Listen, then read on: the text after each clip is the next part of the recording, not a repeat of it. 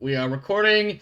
Hello, my friends, and welcome back to the Krieg Dominion. I am Omar Krieg, Lord and Commander of the Krieg Dominion, and your host for this, the 15th episode of Beyond the Frontier. Oh god, what's the name of this? To Go My Own Way Darkly, Part 3. Joining me, as always, for Beyond the Frontier and the alien RPG-related shenanigans that we have are, of course, Rodance, Luke, and Kane. Let's take a quick moment, check in with them, see what's new and exciting, and then we will get right into the action because I have no new and exciting information to share. Perhaps. But I get my own Discord channel, so I have several channels, including the ones I screw up in. But that's neither here nor there. I never make mistakes. Rodance, what's new and exciting for you so I can play with my phone and stop rambling? That was my phone. Really? Really? As I mentioned last week, I switched to having Monday, Tuesdays off instead of Sunday, Mondays. So Oh, it that means feels a you little might be weird. available for a Tuesday game if I get one launched in the I next was year. under the impression that we might switch this one back to Tuesday, but we'll see. I'm not sure how that's going to work out. But also because even though with your change of schedule, I still haven't actually felt around. I didn't know how I was going to say that without sounding really weird. They always came out as reach around, and I was like, nope, those are not the words I want to use. I saw that, Luke. I saw that. So you're going to be running a vampire game, you're thinking? I am considering a Vampire 5th Edition game starting next year. I'm also considering a BattleTech. This would be the classic BattleTech version using the Total Chaos book campaign rules. I just want to say, I think Vampire is a lot of fun. I've played 5th edition Vampire and 20th Mage, and both are a lot of fun. So definitely let me know what you end up doing with it. Because I Certainly. definitely could not make that What's His Face's game. Oh, the Dark Ages one with Grimdark James? Yes. It keeps spamming my messages too. Well, But in I any didn't case, spit. Listen, you honestly, asked it's to be in just that group. it's just, nothing too crazy, just work schedule stuff for me. So Alrighty. my life has been very boring this week. Well, sometimes boring is good. And it just depends on context, I suppose. Luke, you got anything you want to share? Or shall we just plunge right back into the jungle from which we last left off? Nope, I still ended that sentence with a preposition, despite my best effort. Sorry, please continue. No, not really. Things have pretty much calmed down for me on my side. School has returned to a normal thing. Two more people have dropped out or been forced out of the I program, was so gonna we're say, at an are even work eight pushed now. out? So we're now we're at an even eight, which means two solid groups of four, which is apparently perfect for the teacher's opinion. And I'm like, well, good. You've pushed out more people, and now we are at eight. At least it's not a Hunger Uh, Games kind of deal. no, no, exactly. Um, That's scary if it were. and I've got my crab claw. Oh, how funny! We were just talking about a king crab not 5 minutes I ago. know, I know. Was that a boxing glove? No, that is it's a heavy glove for like fencing, I guess, for Okay. like long sword, so you don't get your fingers broken. Yeah. Yeah. But yeah, other than that, puppy's doing good. Good. Pretty much George, fully right? potty trained. George, yes, Yeah. yes. And yeah, I'm trying to think. There was something, but I'm gonna space on it for now, so don't worry about It's it. fine. I mean, much like most other things in my world, I only think of it when it's totally inappropriate or just not the right time. Yeah, exactly. No longer relevant. That's actually what I meant to say, but same difference. Kane, once again, you are gracing my channel, but not showing us your visage. I will allow you to continue these things, but one day we are going to want to see your visage again.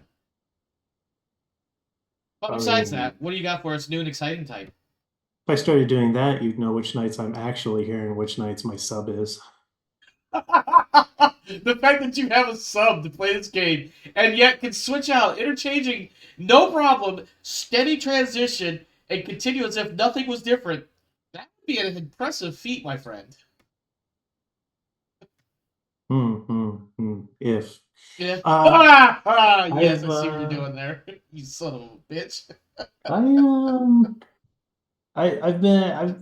I've been playing Jurassic World Evolution. Okay. It's an interesting Uh, response I was not expecting, but please continue. I've been having fun with it. I don't think I'd recommend it to anybody, but I've played it for 30 hours and I think I've basically done everything there is to do in the game. But yeah, it's fun making hundreds of millions of dollars and uh making my own theme park and having people get eaten and have it really not affect my profit margins that much. Wayland Utani would like to know your location, sir. Yeah, it's a 5-star park. I would estimate that we'd probably lose, I don't know, maybe 30 guests a month. Maybe 30 a month. That's chump change. Our insurance covers that without a hit to our premium. Yeah, when they die, I don't have to pay anything. So there's some other department that's doing the payouts to those families. I can't run out Wow. of money. I'm spending money on all kinds of genetics research I don't need because I don't have fuck all to do with my scientists or money anymore. This is quite the dystopian universe here. Yeah, no, it really encourages the corporate douchebaggery. Oh It's like, man, that's okay, amazing. it's like I have finished fully sequencing this critter type and did the research into all of these different things that I could modify about its code. So I've made super versions. Well, what am I going to do with the original ones that I was using? I'll just put them in the T-Rex pen. So I trank them, airlift them, and drop them in, and the T-Rex gets a wide and varied diet. And as we all know, most creatures enjoy a wide variety diet, which increases their stats somehow. Yeah, no, In most games, anyway. I have no idea how that works in Jurassic Park, but it's real Jurassic silly. World or whatever. And they build in ways to get all your people killed. So, for example, it tells you the security rating required to keep a critter in if it decides it wants to leave. And the T-Rex, all the mutants like the Indoraptor and all that crap are all a security level that's higher than the fences you can make. Of course. So They always get if out. So if you don't keep them so pleased that they don't feel like leaving, then they leave and start killing people. So you have to build around the idea that, okay, like if I build this double fence, then when they break the first one, I can call in the animal control helicopter to start aerial tranking the shit out of it, hopefully before it makes it through the second wall. And then once it's asleep, I can airlift it back to the middle of its pen and send in the maintenance guys to quickly build the wall back up and hope they get out before it wakes up. Otherwise, they become dino food too. Yeah, I've had a few maintenance crews get eaten. So Sure. also, I don't have to pay anything. So I can't. my You've got the world's best insurance company working for you. Apparently, I good have God. really good lawyers. That too. That too. So yeah, I've Also, been enjoying myself, but also there's not it's really hard to not make money in the game. So mhm. it's a really easy game. Alrighty. Well, So what part of a raptor is endo, and why is that special? Endo means like inside, right? Indo. So there's a whole genetics tree for doing hybrids Okay. to create your own custom things, and the Indominus Rex and the Oh, Indoraptors come in from the Indo, movies. not endo. Indo, yeah. Yeah, I was gonna say So because the two of those are from the movies, but there's added like 10 more hybrid monstrosities that you can make and drop off places in your park. yeah, why not? okay. Well, the only exciting news I might have is that I am planning on launching the two previously mentioned games later. Excuse me, at the beginning of the new year. Eventually, announcements will be going out. I hadn't necessarily meant to be totally live about it, but cat bag things. Uh, I mean, let's be honest. It wasn't like I had much OPSEC going here either. So, sometime in the next couple of weeks, I'll have an announcement out in Discord. So, obviously, with that said, if you're not already a member of the Discord, then either during a live stream, any live stream, you can type exclamation point Discord and get the server invite link there, or you could just look on the YouTube, and just about all my YouTube videos has the Discord link inside the description for said video. That said, previously on Beyond the Frontier, we arrived at the Dylan Colony. It is a hot, steamy jungle mess.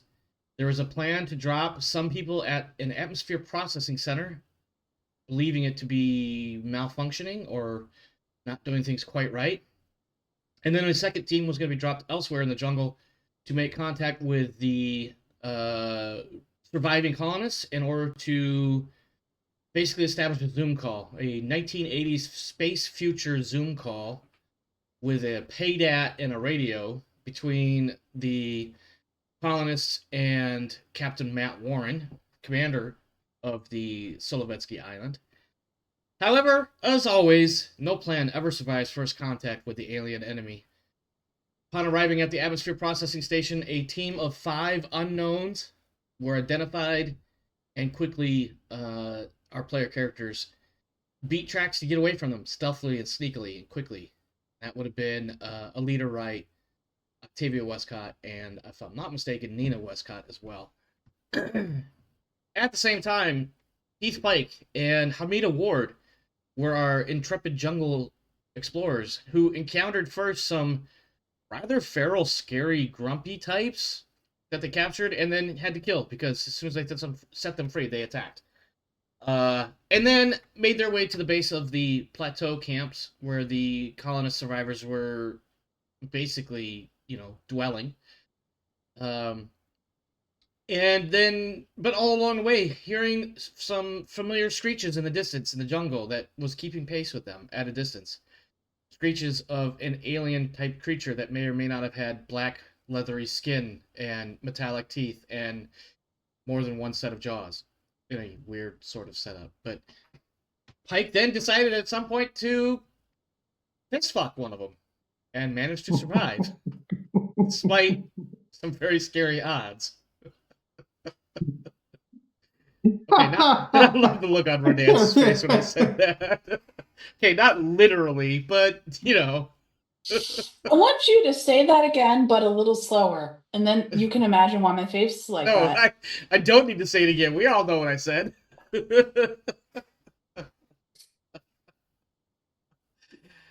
We left then with, as the quote-unquote Zoom call was established between the local colonist survivors and Captain Warren, we are left with not a colonist survivor speaking, but with a blonde-haired woman who ends up being somewhat familiar to Warren, identified as Mother Mishka.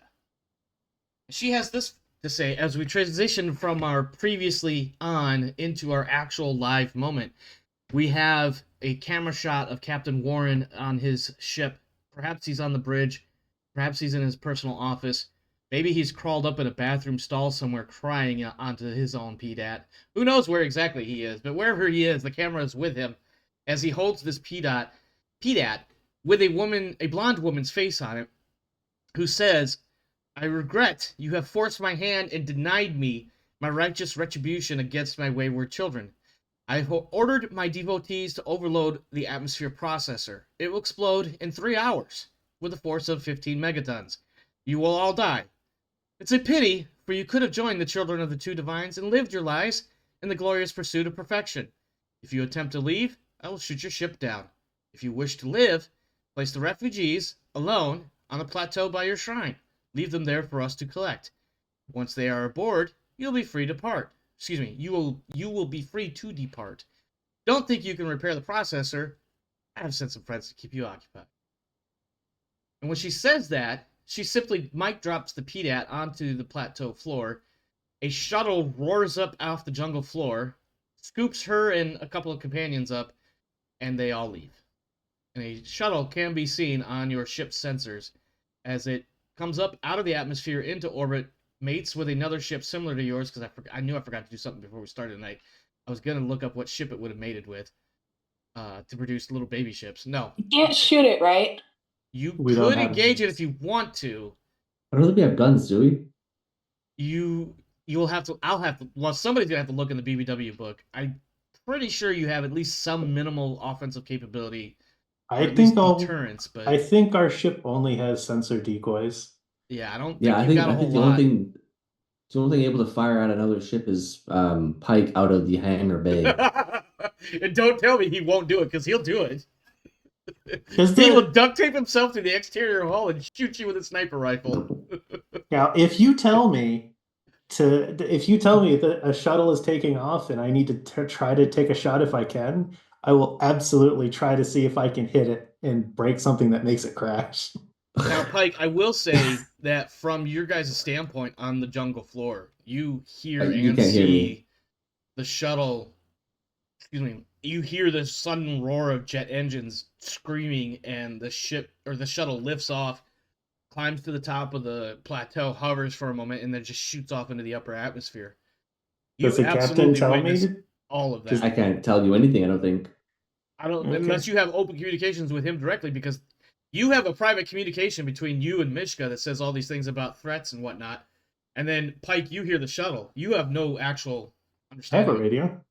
I mean, I you do have have to a have a radio. radio. You do have a radio. Yeah, you probably have one with Amita, right? Yeah. In fact, I'm pretty sure you guys did, because otherwise you wouldn't have been able to coordinate your Yeah, Licky I've and already Chewy drop. yeah, I've already talked to the ship. I have a radio. I don't know. It's up to you, Captain. Okay. I know you've I got like it. personal beef with this Now, chick. I so- will say that as far I as do Pike not is like her. concerned, unless somebody misunderstood, unless I misunderstood it, the PDAT communication was simply between Mishka and whoever Yes, was next to her. That's what I'm saying, right? I don't know Yeah. anything about that. So I'm just saying, while it's like taking off, like doing that hover and then changing positions to get that flight path, I have a radio, but I don't know. But Yeah. you do know that if you tell me to, I will absolutely shoot my rifle at it, see if I can hit something important. Hmm. Maybe make it crash. I don't think he'd be quick enough, but do I have the time to respond or even say a couple words to Mishka? Oh, she might drop you. She might Now drop the me. the signal is open, the line is open, and what you end up seeing after a moment, once she leaves, is Well, okay. hang on, Like before I see something, But I what you can see is- mutter something, right? Oh yeah, you can absolutely curse or whatever you want to say. Yeah. So I start cursing for a moment as she mic drops me because I'm like, I know who she is. Fuck her. Good luck getting off the planet. I hope. I don't know. Okay. What you see is this And person. if you have open communications. Actually, I could do this. So those three faces that just showed up on the foundry. Oh, I'm on the wrong page.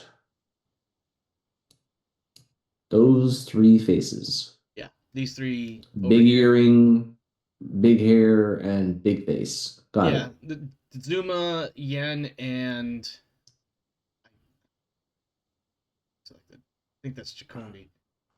Oh no, those three right there by themselves. You see their faces as somebody obviously picks up the PDAT. So you get it's not a clear image. It shifts around a lot.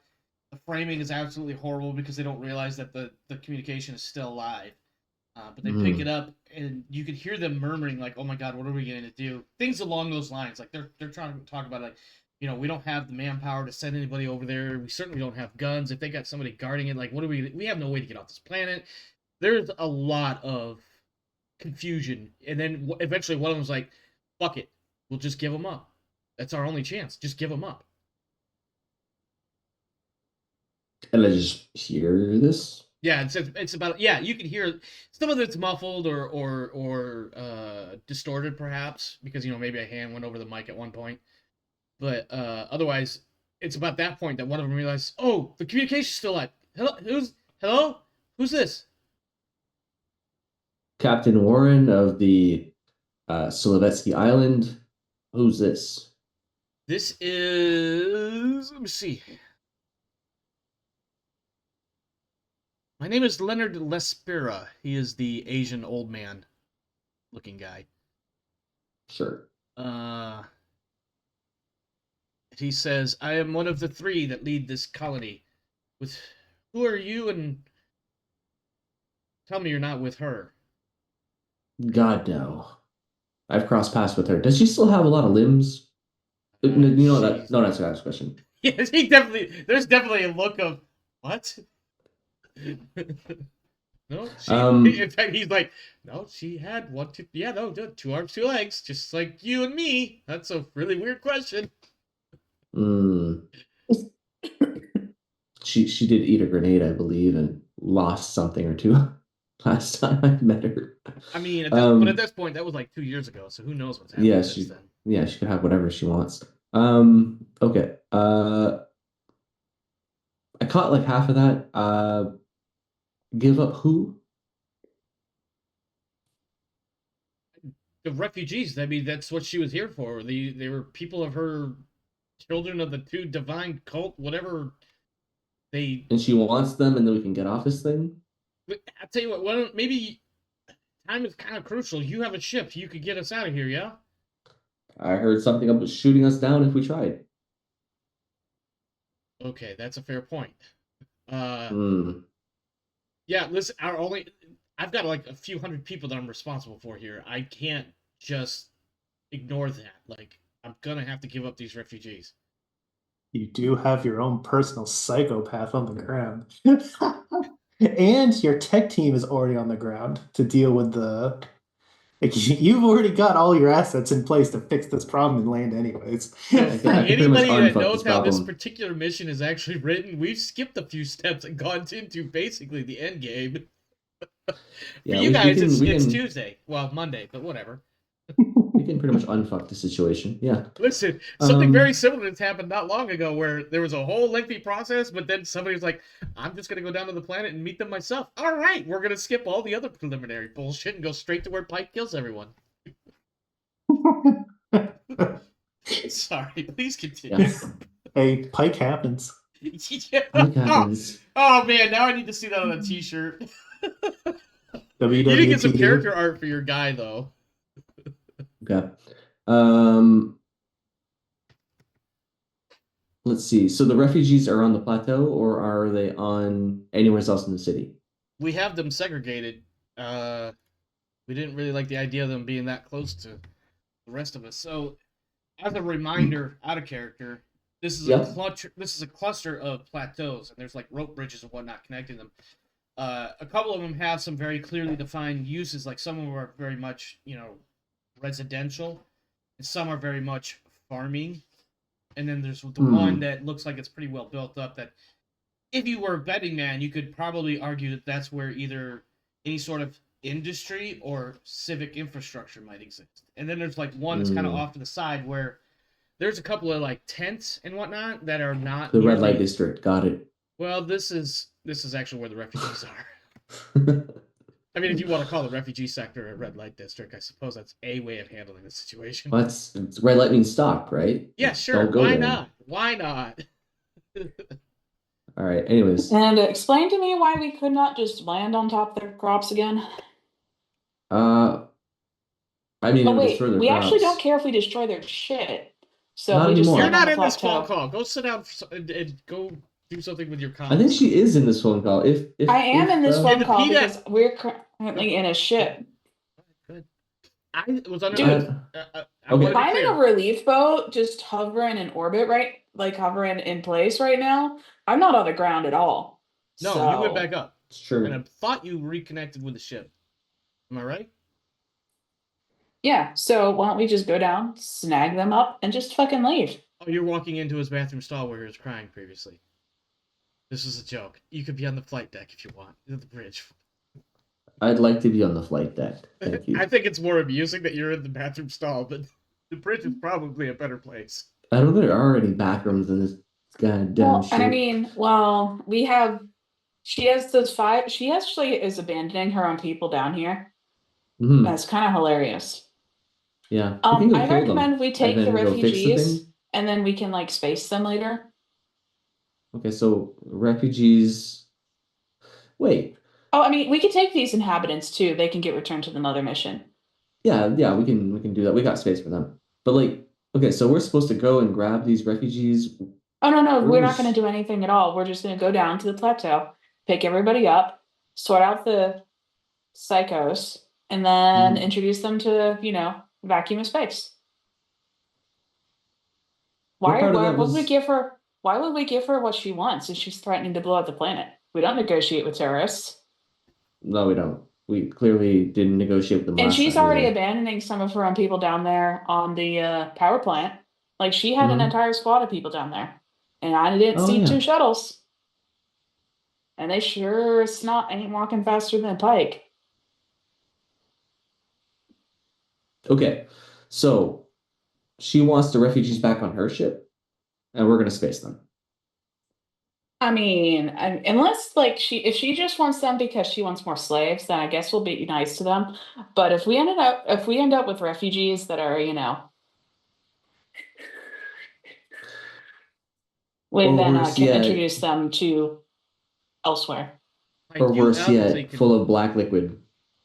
I Yeah, can that's true. absolutely call up and Yeah. be like, "Hey, what the hell was that shuttle all about?" Because you're definitely out of the loop at the moment. Yeah, I call down to Kane. Okay. Hmm. Yeah. Hey, Pike. Hmm. Do you remember that lady who was missing an arm from about 2 years ago now? I like the idea that like he stepped out of the jungle. He's got his shirt wrapped around his leg where he got burned. In one hand, he's dragging the xenomorph. The other hand, he lets go of the rifle so it hangs on the sling. So he can take the radio off his belt. And he's like, What do you mean? A lady missing her arm? What? What it's are you like, on about? What was that shuttle all about? Yeah, say again. we got somebody who just popped off in that shuttle who's threatening to turn the air scrubber thing into a nuke. All right, can you disarm the tower? There's a couple easier solutions to that, but says that she's gonna kill us if we try to leave the planet or something without the refugees or blow up the planet. What is she gonna do about it? What assets does she have? Nothing. I mean, where did She that has a shuttle ship. go? She has a ship. She's threatening to blow up the planet. The problem is the people she wants are also on said planet. So she's lying or she's stupid. Does the ship Hmm. does the ship have weapons?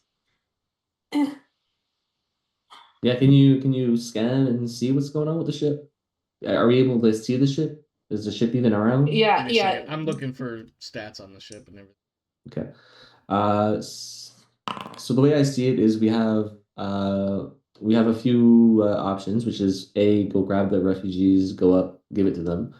Two, grab the refugees and everyone on the thing and go to the Great Mother mission anyways. Or three, scrap those people that are there and fix the air scrubber and not have to worry about it. Those are pretty much our three options. Um, Too late to go pick you up, so we'd have to do it on our own, me and Alita, unless we were to. Oh yeah. I'm back into I go wandering off to collect guns again. That's a good We have idea. lots of guns. That's an idea. Oh, also, smart rifle. Hmm. Smart gun? I'm now carrying a smart rifle around. It's hilarious.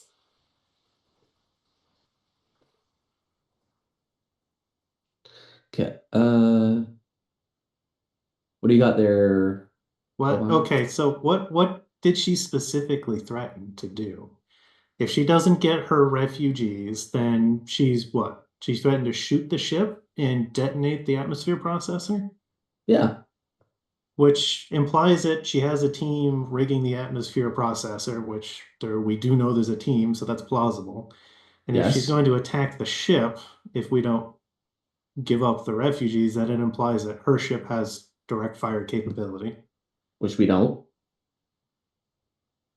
And the third thing, which I found was a bit strange, is why did she just grab them while she was down there?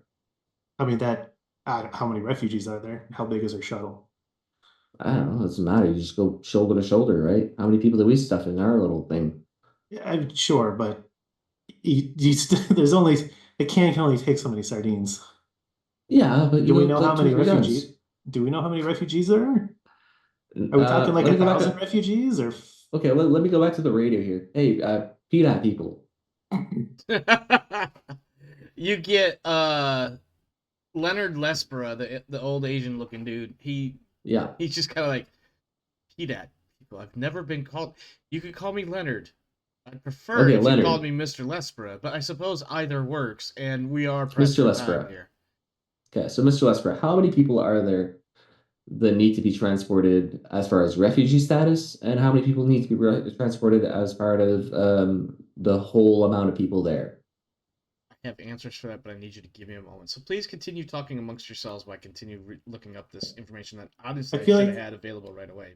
I feel like I have finished dragging, while we've been talking, I finished dragging the xenomorph over to the three losers at the bottom Oh, yeah. Three at the losers. doorway. And I just drag the xenomorph, I drag it around in front of me and drop the tail, and I point at it and I go, that's what you should be looking for. And I look at Hamida and I point at it, I'm like, that's what was hunting us. I don't know how many more there are. Okay. Wait. Leonard comes back There's Xenos down there. Why don't we just let them nuke it? It's better than us trying to deal with them. The only way That's to be kind of what I sure. was worrying with the Black Liquid people. If I remember her, I remember her weird people. But if you want me to ensure that the refugees stay behind to start a atmosphere processor, I'll make sure they don't get on any ship. But I would like a lift, and I don't know how many other people are getting a lift. And if she's threatening to shoot down the island, we need to know if she has the ability to do so. And if she does, we need to do something about it. Yeah. Can't just keel haul it or ram into it. But point being, how much time do we have? 3 hours?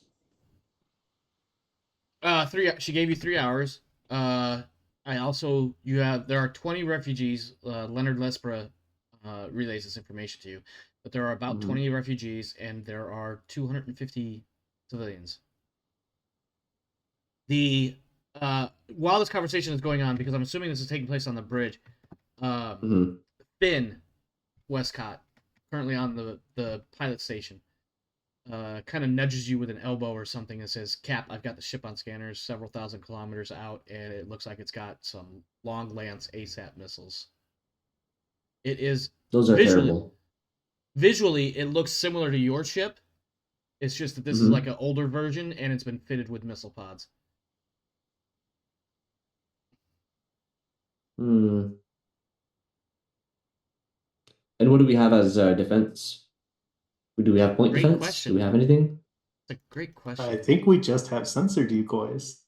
Sensor decoys might still save us a little bit. I built you guys a ship for your ship, but I could be wrong. Okay, so, I mean, okay, so even if we were to go down and disarm the atmospheric processor. Sorry, I'm going to interrupt. Sorry. To answer your question about your capabilities, you have sensor drones and sensor decoys. That is it. Sensor drones? Correct. Okay, so exactly what I was saying. Yes. I just verified. Because I do have a UNCSS Solovetsky Island character in the actors folder for your ship. Oh, nice. Does any of that save us from missiles? The sensor decoys are supposed to confuse missile targeting. Yeah. And ship direct fire lock-ons. Yep, so the decoys register false radar signatures to confuse weapons, and the drones, when launched, sensor drones create false sensor signatures that can maneuver at speed and can lure away incoming missiles and railgun targeting systems. So what I hear is, if it just presents itself as another ship of our exact type, it can basically mean that it's a dice roll as to whether or not it's targeting us or that. More or less, yeah. I think Finn's like, yeah, we could dodge those missiles, but eventually it's a question of how many missiles they have versus how many drones and decoys we have. And the answer is they have more, we're fucked. Yeah. Okay. So realistically, the problems here are atmospheric processor is going to blow up, and we're going to blow up if we take out the atmospheric processor and make sure that doesn't blow up, right? Oh, were you asking me, Cap, or should I continue flying the ship in orbit? Yeah, no, keep flying the ship. Okay. Hey, you three. Yes. No. I'll talk to the three guys at the base of the Oh, plateau.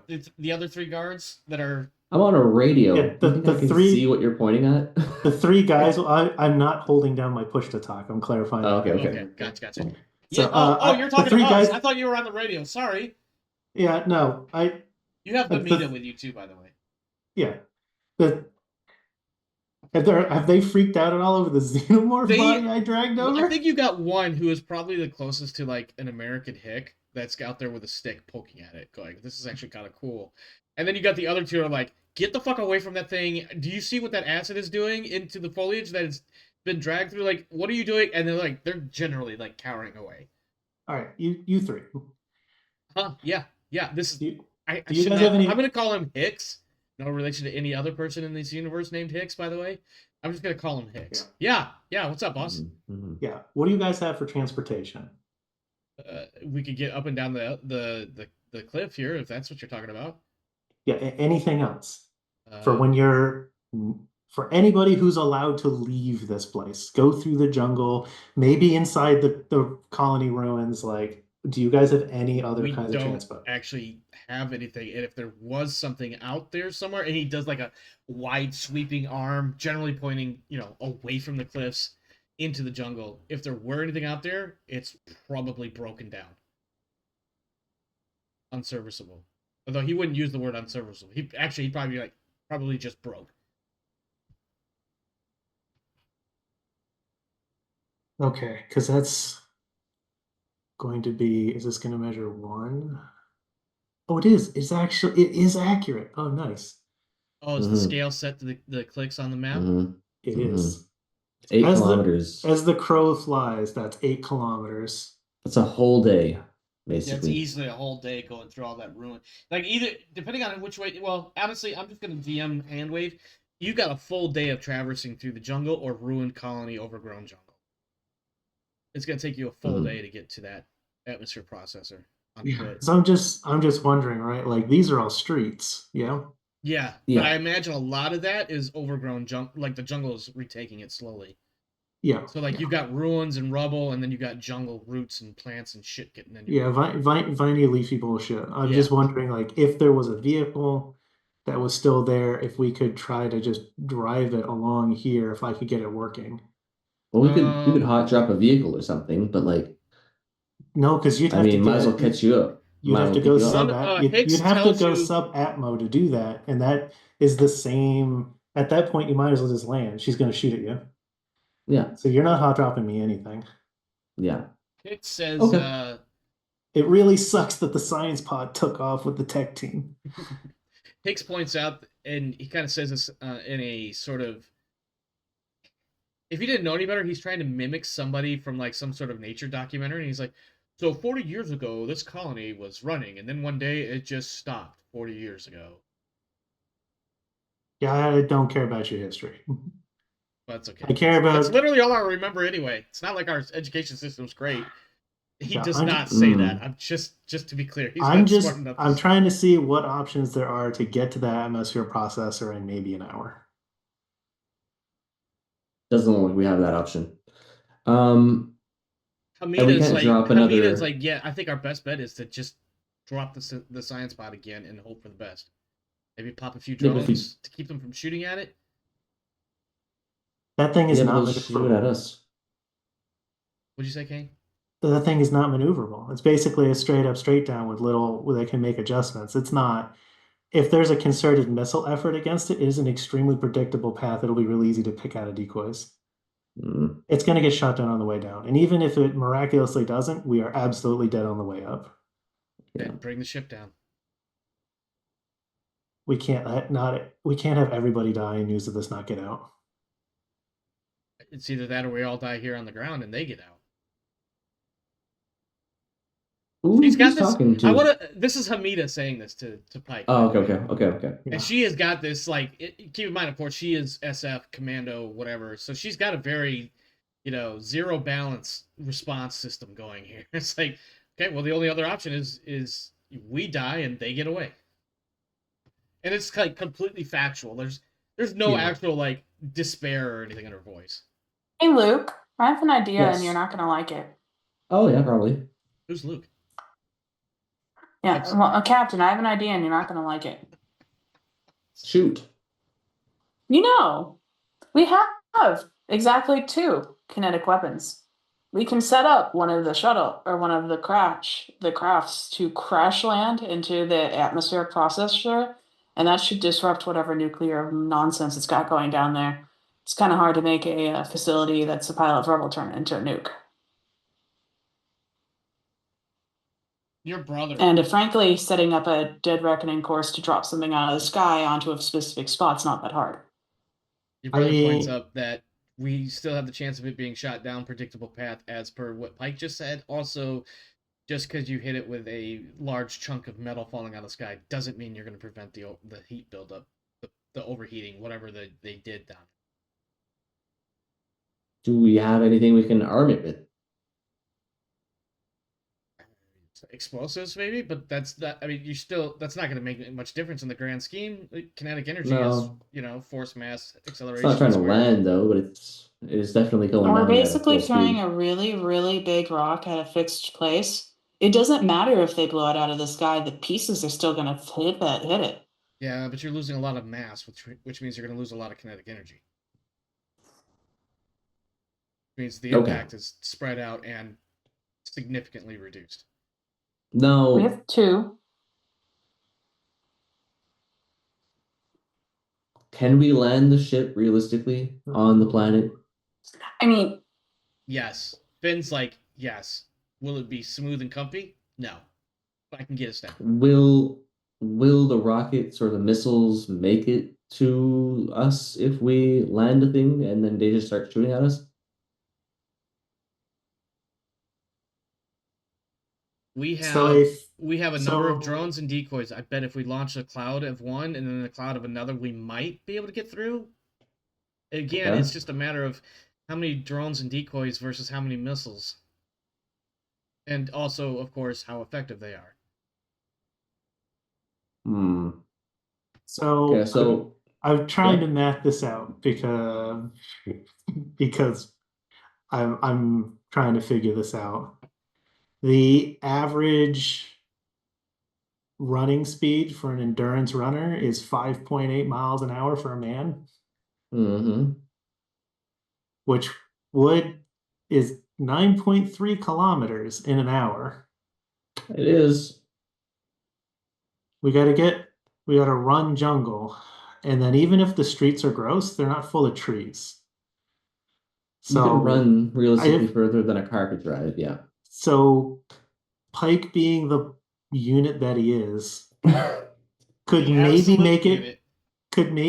it there in 2 hours of just So what hard you're fucking running suggesting- with a stamina roll for him So to what you're just be a unit, suggesting is a pikeathon. a pikeathon, yeah. And then if I can get in there on comms, then maybe I can do something. I am decent at heavy machinery. If there's some way that I can force overcool the atmospheric processor, then it won't be able to detonate if I kill the reaction by force cooling it, right? not quite sure how she Um, managed to. How do Look, we no know matter- she's not lying? Oh, she's 100% Okay. lying. I blew her up with a grenade and then shot her a bunch. And then I harpooned her. Well, and I I mean, don't think the it went thing quite is, that. It might have. So, sure. Right. It You did. don't- Well, it's an atmospheric processor is not a nuclear reactor. It doesn't just go kabooey. it's a fusion reactor. Let's fuse things. You're right. It's worse than a nuclear bomb. It's a fusion bomb. You're right. It's not a So- nuclear reactor. It's So a but fusion the point reactor. is, like, Pike would know, right, from a ship scuttling point of view, that if you break the cooling system, you can let a reactor go out of control and it blows up. Yeah. He doesn't know how long Fundamentally, he doesn't know how long it takes. He doesn't know how big the boom is, but he knows that if you break the cooling, fusion goes out of control. Mhm. That's how you scuttle an enemy ship. Yeah, basically. So he's trying to piece together then, if no matter what she tries to break in it, if the cooling is set too high, then maybe it'll kill the fusion reactor. So she just has whatever conventional bomb just break the building. And if that's the case, then we've bought time for her to have to leave, or at least you've got distance and you're not in an atmosphere. So you'll be able to get away from the that ship trying to, I don't know, shoot at you for retribution. It's got And- missiles. There's no reason that they wouldn't use the missiles. A Wow, they're new gonna use them. voice appears on the PDAT with a new face. Yes. If you notice, there's a generic, a new generic face on the map, along with over by the jungle there, north of the camp. Mhm. I am Jacondi. I am the leader of this group of refugees. It's a suicide for all of you. We should just go back and deal with whatever Mishka has for us. It's gonna blow us up anyways. It Hey, is less Captain. likely to Lose- happen lose if from she the start. reclaims us. The worst that will happen to us is we all die slowly, agonizing deaths. But it is better that we go back and you continue to live. Hey, Captain. I agree. Hey, Captain. Yes. I'm gonna try to make another solution for you. All right. I will. I'll present call my you in like solution. I'll call you in like 2 hours. Okay. Octavia. And I'm gonna Hold on, take Anthony, off. for a quick second because I think I forgot to feed my cat earlier. I'll be right back. Octavia. I have an idea. You might not like it. We might lose our ship. But Okay, so which version of dead do we get to be today? well, we're not necessarily going to be dead. We're just probably going to lose our ship. If we can land the thing and then haul ass out of the ship, we can operate on the ground. They can shoot the missiles at the ship if they want, whatever. And we can, before that, radio the Ileana and figure out what they can do for a pickup. We can murder everything on the ground and fix the reactor. It'll take time for that transmission to get there and back if anybody's even going to bother to pick us up. I mean, we're part of the That's great all- mother I mission, mean, not the okay mother mission. That's just like an out of character thing, right? Like we cannot lose the ship. No, I know. You should So, just we're let us go basically back. dead. There's no point Or to all dead. of this. Or somewhat dead. Okay, so Pike has asked for 2 hours to try to get you another option in that 3-hour limit. She's gonna Okay. hang around for the 3 hours. yeah, she is. So if Jesus Christ, she's got his target lock, Cap. Yeah, I know. Yeah, that. Figured. Yeah. Pike is Uh, running. Do you want me to make a stamina to see if he can just Yeah, you're gonna need to make. fucking a hook this? Okay. So just to can we keep it communicate? from being redundant and repetitive, give me first a stamina and then a mobility. Why do I need to make a mobility? Because you're hopping over shit. Okay. And Doing parkour. parkour, Yeah. motherfucker. Parkour. And I'm the GM. I said so. That's also another reason. I don't like using that reason. Can we talk to Mishka? You could attempt to hail her. I mean, at this point, I'm like, hey, I'm You don't sorry, have, like- your you don't have, instructions like, a are private- not clear. I mean, you'd basically be chatting. You'd be chatting in the open general chat. It wouldn't be a private DM conversation. But yeah, That's okay. I don't Alright. have to slide. I would like to spend my extra success on I am hardened by this experience. I am a distance runner. I do not have to roll to overcome the same situation in the future. I am a Well, distance runner. hopefully that's not necessary. But now go ahead and give me that mobility. Let's see how dexterous and agile you are. Hmm. Fair enough. All right. Yeah, you make it there in about 2 hours. You won't have to do. If this scenario presents itself again sometime the rest of this campaign, you get a freebie. If I need to run for 2 hours, I don't have to roll. I can just Through run a for 2 jungle, hours. overgrown, ruined colony sort of deal. I'm just imagining this is one of the most 80s thing that Pike has done. Oh. He's And you're he's shirtless got- the he's whole got- time for the montage. Oh yeah. He's got he's got the cargo pants and the combat boots. He's shirtless and glistening as he like leaps over things and runs through the Oh jungle with man, his running rifle. in combat boots would suck. I would take those off and run barefoot before I'm doing combat Oh, boots. it's not- You it's get not used pleasant. to it. It's not. Oh pleasant. yeah, You get it's used not to it. pleasant. Okay. Yeah, but it's like the most 80s shit that he has done is a running montage as an 80s action hero through the jungle. All right, so I'm gonna ask for hailing hailing signal to other ship and be like, "I'm sorry, instructions unclear. Are we supposed to murder everyone?" Is that your opening line? My opening line is okay. Because I would be very curious.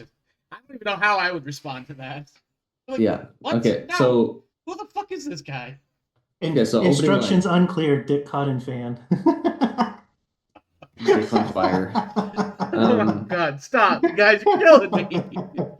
So I can say those things because my stepdaughter's not here today. Sure. It sounds like something Um, between you and your girl.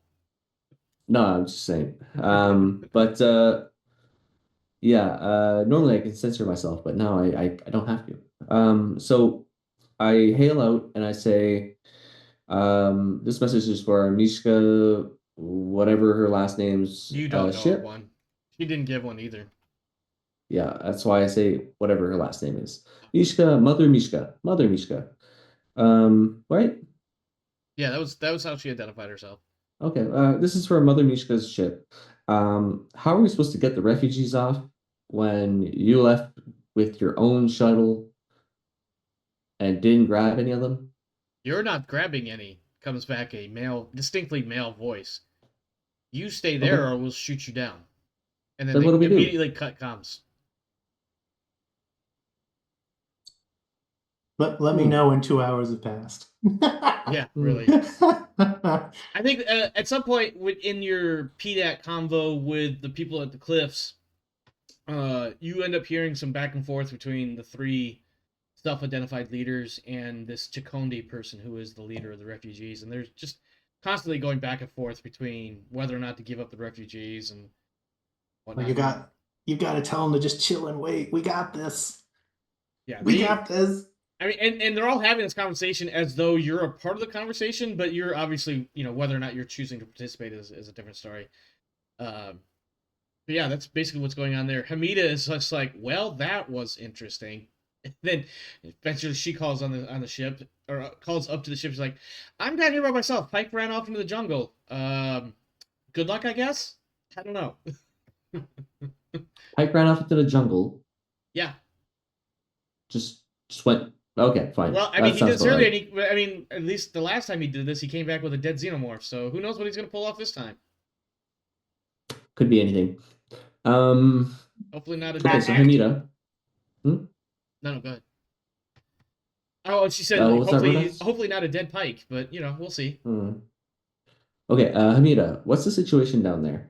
I'm standing at the base of these cliffs, and the jungle's nearby, and there's a dead xenomorph nearby. Okay, can you get up to the general thing and see what's going on up there? There's a pause, and on the camera, we see her looking at the other three. They're like, I guess at this point, why not? And like, yeah, I can be up there. What do you need me to do?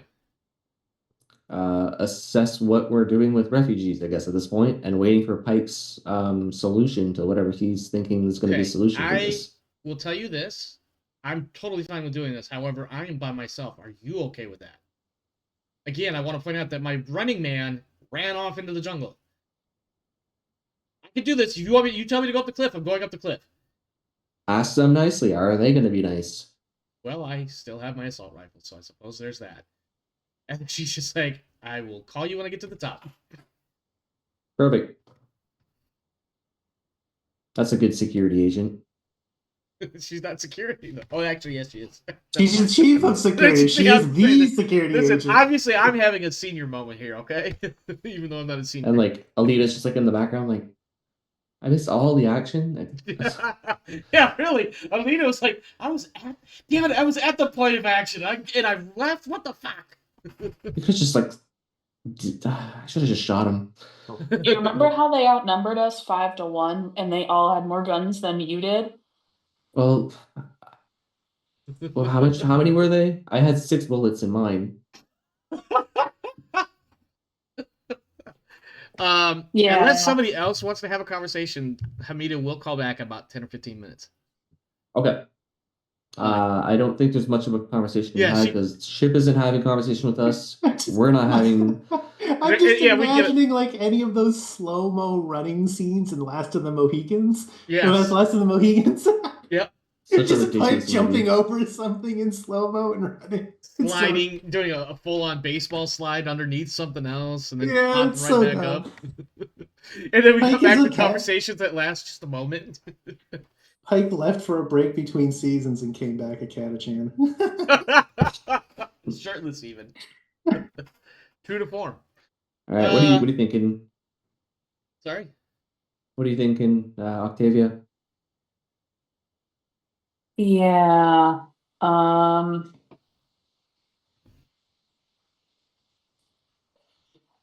How many people fit on a refugee boat? I mean, it's probably a good amount. It's a Like, you know how we have a refugee boat. refugee supply boat, right? If it Yeah. was empty, how many people would fit in there?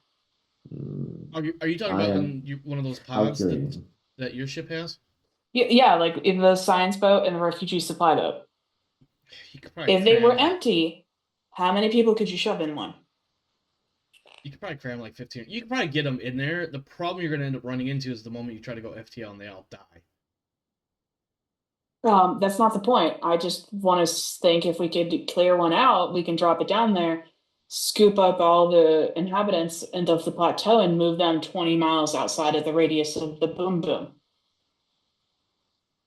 Yeah, is this blowing up the planet or is this blowing up like the area? Oh, it's going to nuke the area. Nuke the area. Yeah. Okay, Yeah. we can just not be there for a while. Problem is, again, imagine if there's a conversation about this taking place, is that Finn probably points out, except for the part where we're target locked. If we send anything over the ship, they're going to shoot that down too. I have a question then.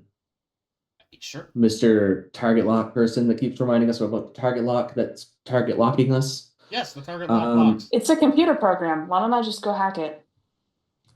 That's a ballsy move, if ever I heard one. Oh, that sounds like It's fighting just another words, but I do daughter love or a them. mother. It Why does don't I seem- just You go hack need- their shit and turn their fucking ship into a flying brick?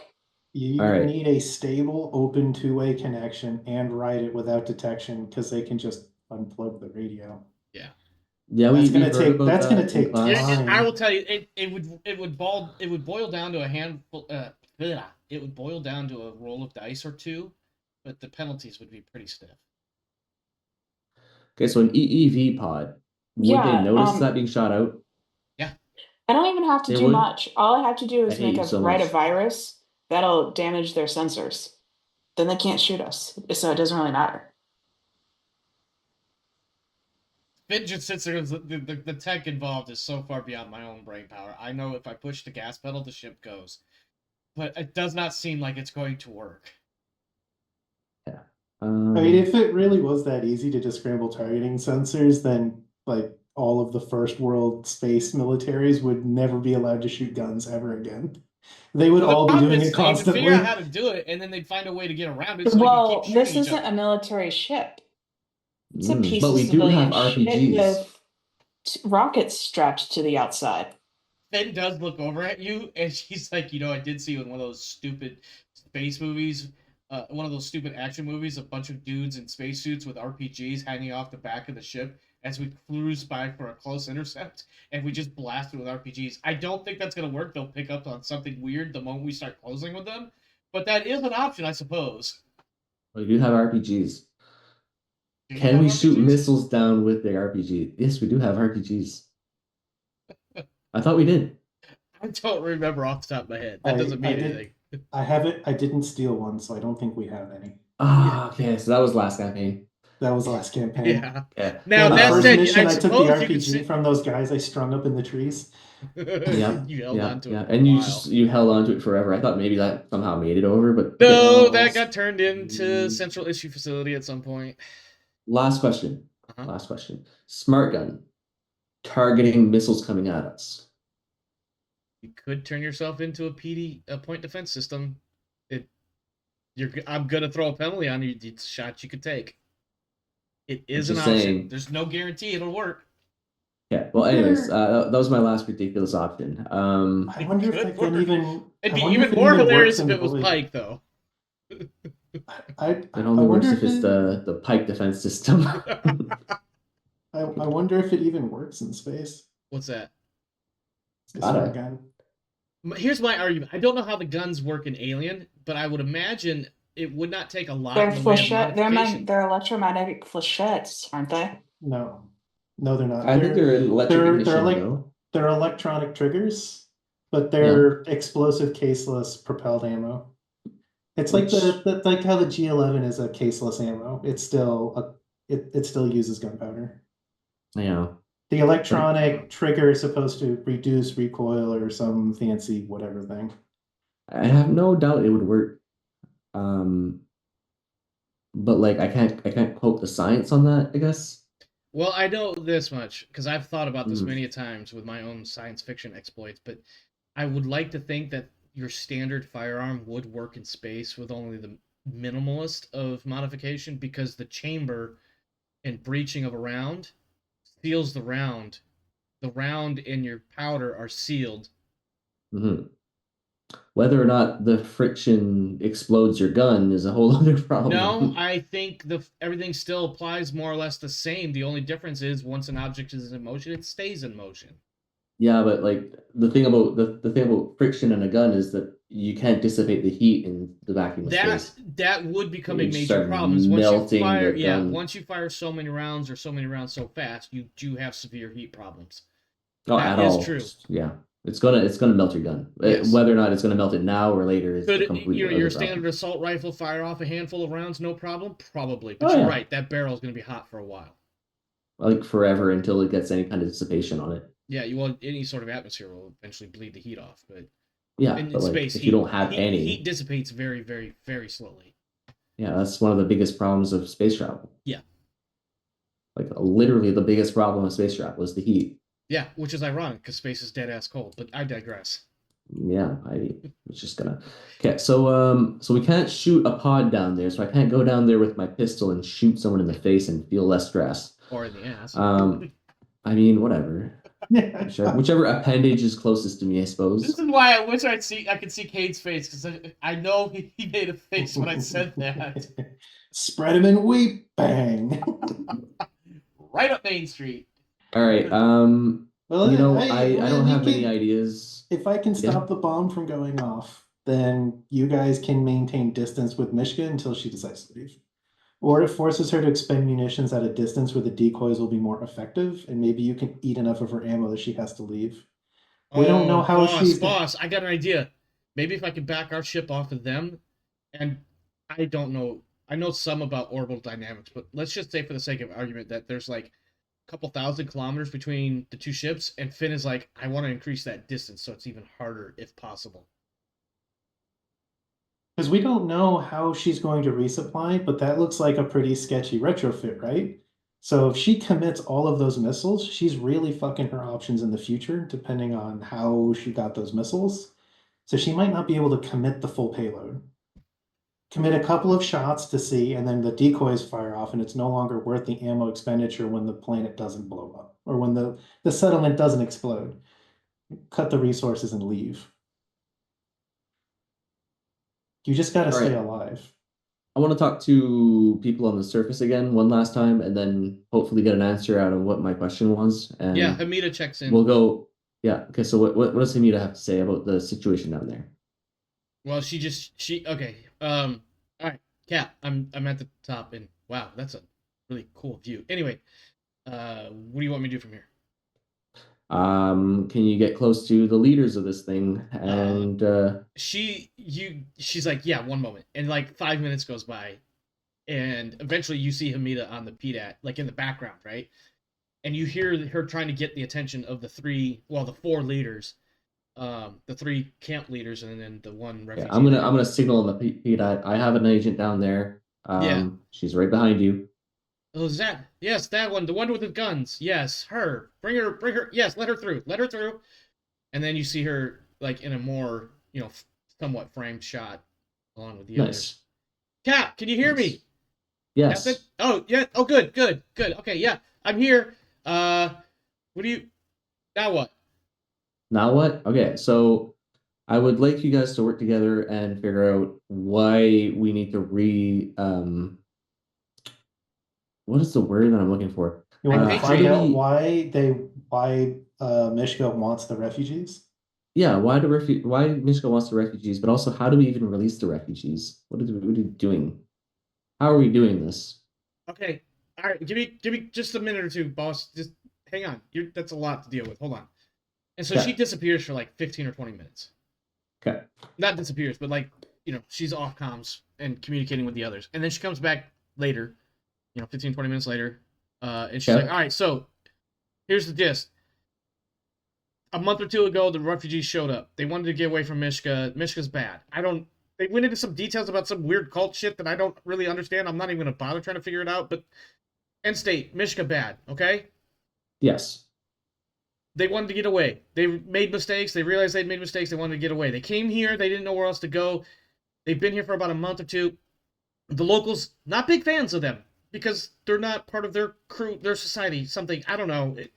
Things there's a few dynamics in play that I haven't quite figured out everything on yet. But long story short, they've been kind of keeping them sequestered from everybody else until they figure out what they want to do. There's been a lot of talk about what to do with them. They want to leave them with the pharaohs at the bottom. I don't those weird cave people. I don't know. Mm-hmm. The answer to the big question: Mishka wants her people back. These people don't want to go back, but Conde, their leader, is saying, "Fuck it, let's go back because we're just endangering all these other people's lives." How did they go back? Well, she looks over at one of the leaders again. She's like, "Oh, that's right. She did say that. Yeah." And she's like, "She said if they set the refugees off to one side, they will come down and grab them." So basically, what she's saying is, if you set the refugees on one of the plateaus, separated from everybody else, then Mishka can come down and scoop them up and leave. Which, of course, is based on her going by her word and not violating it. Okay. Which I'm sure Hamida would point out in a under her breath sort of thing. You can try to call Pike on the radio. He's running. I mean, he's off on his adventure. You can call him though. It's not like I have a radio. Yeah, I assume everybody had at least some sort of personal radio that could reach the ship. I'm going to assume that I know what his plan was, which was to go back to the. I think Warren would have put it together if he didn't get all the details himself. I think he would have been like, no, that sounds like something Pike would do. He'd just run off and shoot people. He is a hammer looking for a nail. Yes, and this one would have been a bit more of a delicate, more like a screw. Which no, this is a nail, and he's absolutely going to smash it with a hammer. No, I mean the refugee thing. Which the refugee is absolutely a screw. Hide in the refugee. I was gonna like have him hide in the refugees and then just go up with them. Oh, I see what you're gonna do. Okay, and kill everyone on the ship, and then call over and be like, "I have a new ship, Captain." Except for the part where Pike is like literally head and shoulders taller than everybody else. It stands out like a motherfucker. Yeah, I like both of the children. Especially since he just recently went through a makeover where he shaved half his head off and all his facial hair. Okay. So what we're saying is we can just set them aside. That's what she wanted. If we do that, then if we play by her rules, she will play by her rules or some shit. You don't want to do it. I don't want to do it. Then don't do it. Okay. I mean, we could fast forward to an hour from now, and when Pike runs into the others, if you got nothing else, what do you want to do in the meantime? Yeah, that's it. You guys are just gonna float in space. Now we know we're gonna float in space, and I'm gonna tell Finn. Finn is the pilot, right? Yeah. Do aileron rolls, and barrel roll. Do a barrel roll. Do a barrel roll. All right, Star Fox 64, calm down. Instead, and just basically roll on your axis and be like, "Oh, we're." Yeah, no, he just looks at you like, "I'm not doing rolls. I can open up the distance though." Okay. He starts tapping on the computer. You can feel the ship kind of slightly lazily listing to the left. Okay. So what's Pike getting here? So what's Pike getting up to? Talk to me about your approach to this looming tower that is spewing shit. Also, make a nope, never mind. Disregard that. Actually, no. What is the? Hang on. You know what? Actually, yeah. Disregard. So you make your way through the jungle and through the overgrown colony, and all sorts of parkour shit is going on. And I think by the time you get there, you definitely have to take a moment where you're like, hands on knees, breathing heavily, going, "Oh my god. Why did I do that to myself? Holy shit, that sucked." And I'm not No, sure if it's a sucky if- kind of way that I like or not. But if you're cool with it, I like the idea that he makes it to like the edge of the atmosphere processor. He's like, I finished my run, and he stops, and he just like he does that. I've run so hard that I've been eating air, and I need to puke real quick. He just pukes, and then sits up and goes, okay, next step. Fuck. yeah, that's exactly what That's it his is. run recovery is just barf. Let me And see. he'll call up Island Scout. You're muted. Reading. I need directions of the cooling system. I need to turn this bitch up to 11. Okay. Someone pull up a schematic, give me directions. I'm entering the building. Yeah. I'm just gonna I start read reading this corridor next- numbers until you know where I am. Yeah, I just already have it up and just read it to you because he gave me 2 fucking hours. Oh, you've should have that you've shit. definitely got time to pull up some schematics. If not specifically for this one, then at least generic. If they need to blow this up to take the site, the explosive's not big enough to do it on its own. If we overcool this thing, it's not a bomb. They'll just break some shit. But we'll have more time. Fuck that bitch. Can you make me a mobility roll, please? Okay. If you are stealthing, no modifier. If you are not stealthing, -2.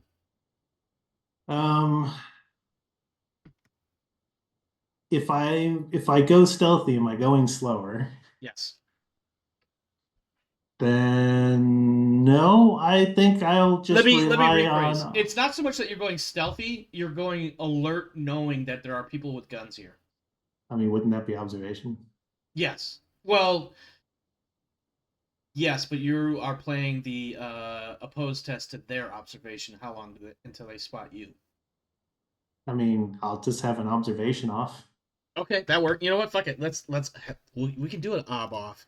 Go ahead and make your observation roll. And again, if you are moving normal speed, which is faster, you'll have a -2.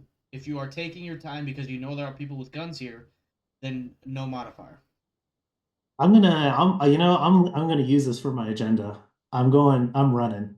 Okay. I don't know how long this is going to take, but I'm trying to. If I succeed at this, then the captain doesn't have to risk the lives of the rest of the crew. Okay. So you're going normal speed, no modifier, or -2 modifier. Is that right? Yep. Okay. I will push. I have Oh, 3 3. successes. Okay. I'm going to do. Let's do this. All right. You spot them before they spot you. You spot. Let's say you spot 3 of the 5. 2 of them are out of sight at the moment. One of the 3 that you do spot has his back to you. Let me rephrase that. 2 of them have their backs to you as if they're searching, keep an eye out in a different direction. But the one does see you. But I see him first, right? You do see him first. So if you want, I'm gonna shoot that guy first. so let me go ahead and put this into combat. I'm gonna take that I see you first to stop and shoot while he's going, wait, do I see? Oh, Nope, that's exactly what it is. So go ahead and make your right? attack roll, and then these guys may die, and then, of course, obviously, unless you have a silencer. I do have a suppressor. Okay. And we're in this loud giant chunk of machinery, Yeah, so no, with that suppressor, you absolutely will have the element of surprise. all right.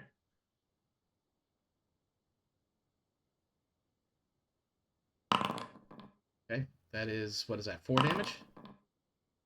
What are we looking at? 8? That is 6 armor piercing damage. Okay. Let me roll 1d5 here.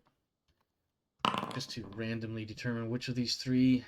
Oh no. I'm shooting. So there's 2 looking away and 1 looking towards. I'm shooting the guy who's looking towards me first. Yes, but I want to, because I haven't rolled initiative yet, I want to identify which one of them randomly, because not all of them have the exact same loadout, if I'm not mistaken. Okay. What was so I need to make an armor roll, but it needs nope. Hold on. Oh, but that was private, so you didn't see that. That's okay. How much 6 damage was armor that? piercing. 6. That one, yeah. How many shots did you fire? One shot so far. Okay. Yeah, he's dead. You get a clean headshot on him. I'm gonna shoot one. I'm gonna use. You have like a action search I'm gonna use. ability, right? I'm gonna use rapid fire. Okay. And I'm gonna shoot his friend in the back of the head. Okay. I think he like they don't necessarily realize exactly what's happened, but the one you're shooting at will kind of have that almost sixth sense moment of what? And he's starting to turn as whatever bullets you shoot enter his body and or pass right by him. And I did take that guy.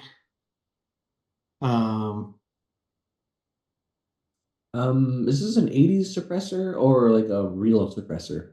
It's a real suppressor, but it's really loud out here too. It's future space 80s, so it's the era of the Hollywood suppressor. So of course the suppressor is absolutely silent, but it doesn't matter even if it was a real silencer. I think the local machinery sounds would have drowned out what would have been heard. You are frozen.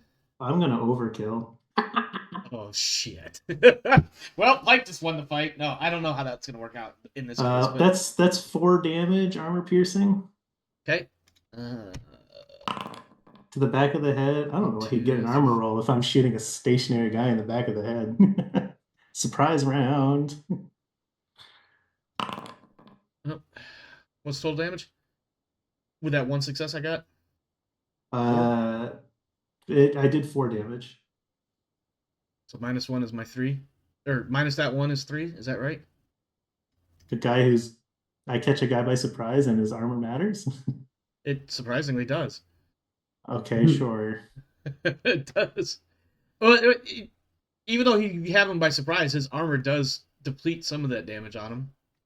Yeah, because like the trained murder hobo is going to be like, "Oh, dude, that guy's got a plate carrier. I'll shoot that." Well, I'm going to argue that with your panic mode, your overkill snapping in, and maybe a little bit of last second motion that even the best shooters can't quite eradicate, you end up straying a tiny bit, or maybe there was a gust of wind. I don't know. But ultimately, what ends up happening is this dude takes a big hit. It definitely is like, he catches it like in his shoulder or something. He's knocked over for a second or two. And he's like, oh, wow, what the fuck? And then, okay. Hang on. I must have my Epic Games. My kid's girl is trying to get me to play Fortnite with her. Anyway, let's see. Add that to. Oh, I already have that. So now I need to roll initiative for everybody. Nope, not. Nope. I'll roll all there. All right. Do you have any? I do get to roll twice. Okay.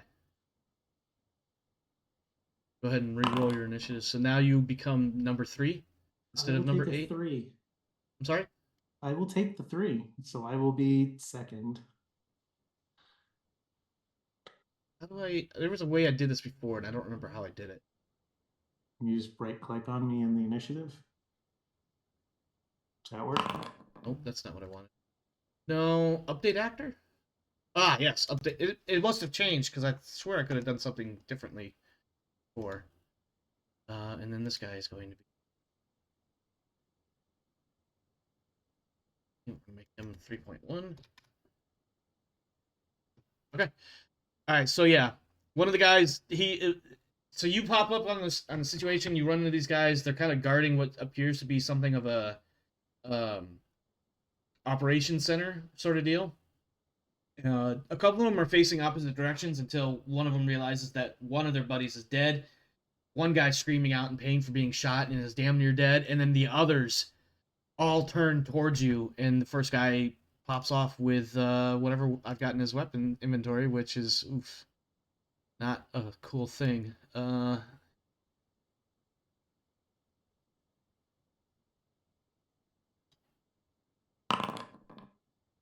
He fires a pistol at you, doing, I believe that's 2 damage. Do you have armor? Or no, do you have armor? You're shirtless. I have no armor. That's what I thought. He shoots me. Yep, so that's 2 damage. Okay. Oops, I forgot to hit begin combat. And yeah, he turns around and whips out this pistol, and I think it's one of those electric firing pistols. I could be wrong. But yeah, you take a bullet, take 2 damage. Okay. Unless my math is wrong on that. Otherwise, it's your turn now. My kingdom for a grenade. Well, that face hugger on my shot means that was the last shot in that magazine. Yeah, you did. Well, it's a single fire weapon, but you definitely popped off a bunch of rounds, I would imagine. It's a semi, but I am berserking. I think I'm going to. You're going to close in melee range, aren't you? I'm going to run up. So out of the three of them, we Mhm. got a dead guy, a really wounded guy, and the third one. Yeah, the one that just shot at you. The wounded guy is the one closest to you, just for sake of argument. Yeah. I'm going to run over to the healthy one, and I'm going to grab and use him as a shield. The one that just shot you? Yep. Give me. But when his buddies shoot, they'll deal damage to him instead of me. Yeah. Now because he's already acted, he can't do the counter to brawling. I forget the exact words here. Am I right? Okay, so that's you're why gonna- it's nice to reserve actions. Yeah, because you're gonna do close combat, and he can't in response because he's already acted. So let's By the way, do that's this this. guy right here. Only because of the order of the initiative. Let's just assume that, other than the fact that, I mean, you're not on a battle map, but let's go with roughly this sort of layout. If that makes any sense at all. All right, that's 3. So you've I'm gonna definitely got him. go for. I hold my opponent in a grapple, Okay.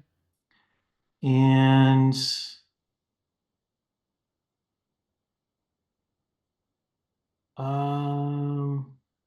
so he's not going to be able to shoot me anyways.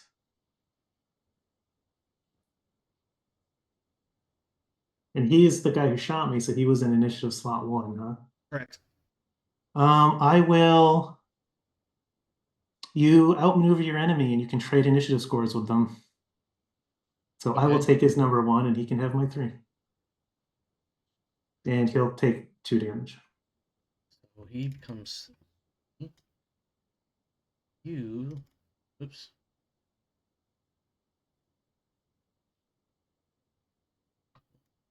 Okay. And he takes 2 damage, you said? Yep. He has armor. Doesn't get any of it. Okay. Now, he's already acted this round, so even though you guys swapped, that doesn't mean he gets a chance to shoot again. That does mean that I will be going before him next round. Okay, that's fine. I was just trying to make sure that he doesn't get like a second turn or some dumb shit. And now I have a human shield for them to shoot. Yeah. So this guy is next.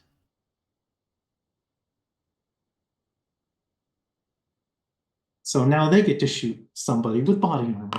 Yep. This is gonna be so amazing. How do you tell if a weapon has armor piercing or not? It will specifically state that it does. If there's nothing listed in their special rules, then it is not armor piercing.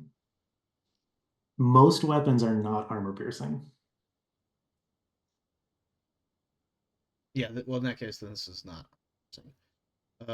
So then I need this guy's armor roll. Oh, look, the bullet. He just gets shot, and he's got a big fat bruise on his chest now. He's like, you sucker! Well, it's probably more strangulated than that. The next guy is also going to. He's actually going to close. He switches to a knife, in fact. Go ahead, stab your friend. I'm wondering, there's got to be. So, I understand your intent, right? I just feel like knowing that you're trying to. You know what? Fuck it. You know what? That's exactly what he's going to do. Except he's going to totally fucking miss. And then the next guy. The guy that got winged earlier. He is. He's going to just roll around and scream a little bit and try to shoot at you, but also absolutely fucking miss. Which takes us back to the top of the order. What would you like to do, sir? You have somebody who My has meat shield is still alive. yeah, your meat shield is still alive, and he's quite a bit angry. But you get to act before him, so if you wanted to choke him out so he doesn't try to get away, and then when it's his turn in a moment, and just continue to Nah. holding him there. I'm fine with him wasting his turn trying to get out of my hands. The guy with the knife, like Yeah. I have a pistol. I have a backup pistol. Okay. I'm Blast going to away. shoot him. Okay. Is it armor piercing? No. Okay. Most weapons aren't. It's a No, backup I pistol. have to ask though, because I don't want to screw up the armor rolls, because we all know how bad I am at it. Yeah. I see what Dan's laughing at. 4 damage. I think this is the guy. You want to know with what's 6. funny? Yeah. What's that? I couldn't get the lid off. Is that your ice cream? Yep. All right, that is going to be Holy shit! 7 damage. Seven damage. No armor pierce to knife guy. Oh yeah, correct me if I'm wrong. If you push, is that an auto mag dump, or is that just a chance to Nope. do? Okay. I mean, it's more if you have stress dice that you're re-rolling, it's more chances to run out of Correct. ammo. But it doesn't matter because you're an overkill and you're like crazy. Well, no, I mean, I won't panic, but I can still run out of ammo. Yeah, this is true. All right, so yeah, you pop up a handful of rounds, and one of them manages to snap right through like some soft spot, like his nose or something, and drops dead. And I'm going to shoot the wounded guy with my your fire. rapid refire, or whatever the hell it is. Yep. Okay, go ahead and make your roll. Pushing it. No, I'm gonna do four damage Okay. He of course has armor. to a guy who probably only has 1 health left. So yeah, no, he's dead too. Oh, damn. Very cathartic. Yeah, bad. Doesn't each of these kills like reduce your Yes. stress? Yes. Have you been updating it? Yes. I've not been paying attention. So yeah, you have the one dude that's alive because you're holding him and using it as your own personal body armor. And then you have the other guy, which is, let me see. It's not switched to a knight, although he's about to. Although it is on your human victim here. So he's going to close combat and absolutely fail trying to get it. I think he struggles heavily, mightily. But you've got such a solid... Like, I imagine you have an arm around his throat, and he just can't do anything about it. You've already acted. You can't counter. It's a contested roll to break a grapple. Is it? Oh, to It's break specific. a grapple. Yeah. Now, it's not me doing a block, so none of that's going to hurt him. Right. Okay. But if I had also failed, then I don't know what you were going to do with that. So I figured I would roll. I think it would have just been 2 people flailing at each other in a slap fight. Well, this looks much better then. It does. And then the only other person that's alive, he's pistol you and gets a couple of successes, and you have no armor, so that's I'm 3 still damage. holding my shield. Oh shit! Yeah, and he's shooting, so he can shoot his friend. Yeah, he's dead. You now have a useless body in front of you. He did his job. Does that count as his kill? No, he does not get to No. reduce stress from that. No. That makes sense. But it is your turn, and you have a pistol and a dead body in your grip to throw at this guy and confuse him. Yeah, I'm just gonna let go of this guy as a free item, as a free action. I'm going to close, and I'm going to grab this other guy. Okay. He will attempt to fend you off with his own close combat shit. It just won't be a block, as previously mentioned. But he hasn't. Or at the top of initiative, he could use up and He can. He can if he wants. We'll see how well he rolls versus how well you roll. Because I know I'm gonna get my ass creamed at Well, I dice. think you're supposed to declare No, during that's the fair. attack. He's going to attempt to block. You see him. He sees you closing, and he's like, "Oh shit!" And he drops his pistol, and he's like kind of half reaching for his knife. How do you expect that? Listen, man, I've only got 6 dice. You think I'm gonna get all 6 sixes, you motherfucker? This is literally what I do for a living. I rip people in half. It doesn't even matter. It doesn't matter. You close on him. What do you do to him? That's like 7 damage or some shit, isn't it? Yeah, I like the idea that like he just finished shooting his friend to death, so I drop him and I go back to running and I just like flying haymaker him in the head and his neck snaps and I just keep running. Yeah, you definitely run right through him. He is absolutely toast. You have surprisingly survived yet again, you motherfucker. I cannot kill you despite my best efforts, and you Pike allowing happens. me to try to kill you. Pike happens. So I get back on the comms and I'm like, Omar, it doesn't really matter. He's dead anyways because you've nuking the planet. So I don't see what your problem is. That's fair, but it's not the same if I can't kill him in personal combat. It feels a little cheaty if I have to use nuclear weapons to do it. God damn it! Hmm. so I get back on the radio and just okay, 5 guys down, more directions. Should have known you'd been able to do that after that last fight when you miraculously nuked a whole squad of fucking UPP commandos by yourself in duress. I'm sorry, I talked all over you. Please continue. Are you talking about the UPP commandos I killed, or when I single-handedly murdered 5 Blackguard? That's actually what it was. It was the Blackguard. It was on the ship capture mission. I should have known I'd need more cult devotees. Yeah, I would like to try to be Westcott's hands and try to overload the cooling to stop this thing from being able to be used as a fusion bomb. Okay. I want to try to kill the reaction and basically turn off this thing. All right. So to deactivate the overload requires a heavy machinery roll, a turn of work, followed by a comtech roll and another turn of work. You spent 1 turn maneuvering in here and a turn in combat. You have 4 turns remaining before this thing explodes. Yes, I realize your combat wasn't actually 10 whole minutes. Just humor me, okay? All right. So I got to start with a heavy machinery roll. Yep. And that requires a full turn of operations. Yeah. Or time. Hey, now, Captain. you do have Westcott with some form of generic schematics. How many dice are you looking at for your heavy machinery roll? How long is a turn? 10 minutes, give or take. About Can I give an awe-inspiring speech in 6 seconds? This is the Rogue Trader plus 10 because I'm the Rogue Trader captain. Isn't it? I mean, I want to give him extra dice. Well, I was going to argue that with having Westcott with the schematics, that he'll get. Do you have 5 XP right now? Yes. I teach you intense focus. What does intense focus do again? Oh, hey, you want to put that on my sheet? That's an awesome idea for right now. What does that do again? I don't remember. He just wins. You can read it when you copy it over. That's also a fair point. You cheat. He just wins. That's it. Well, we just completely disarm this whole thing. That's what I'm trying to do.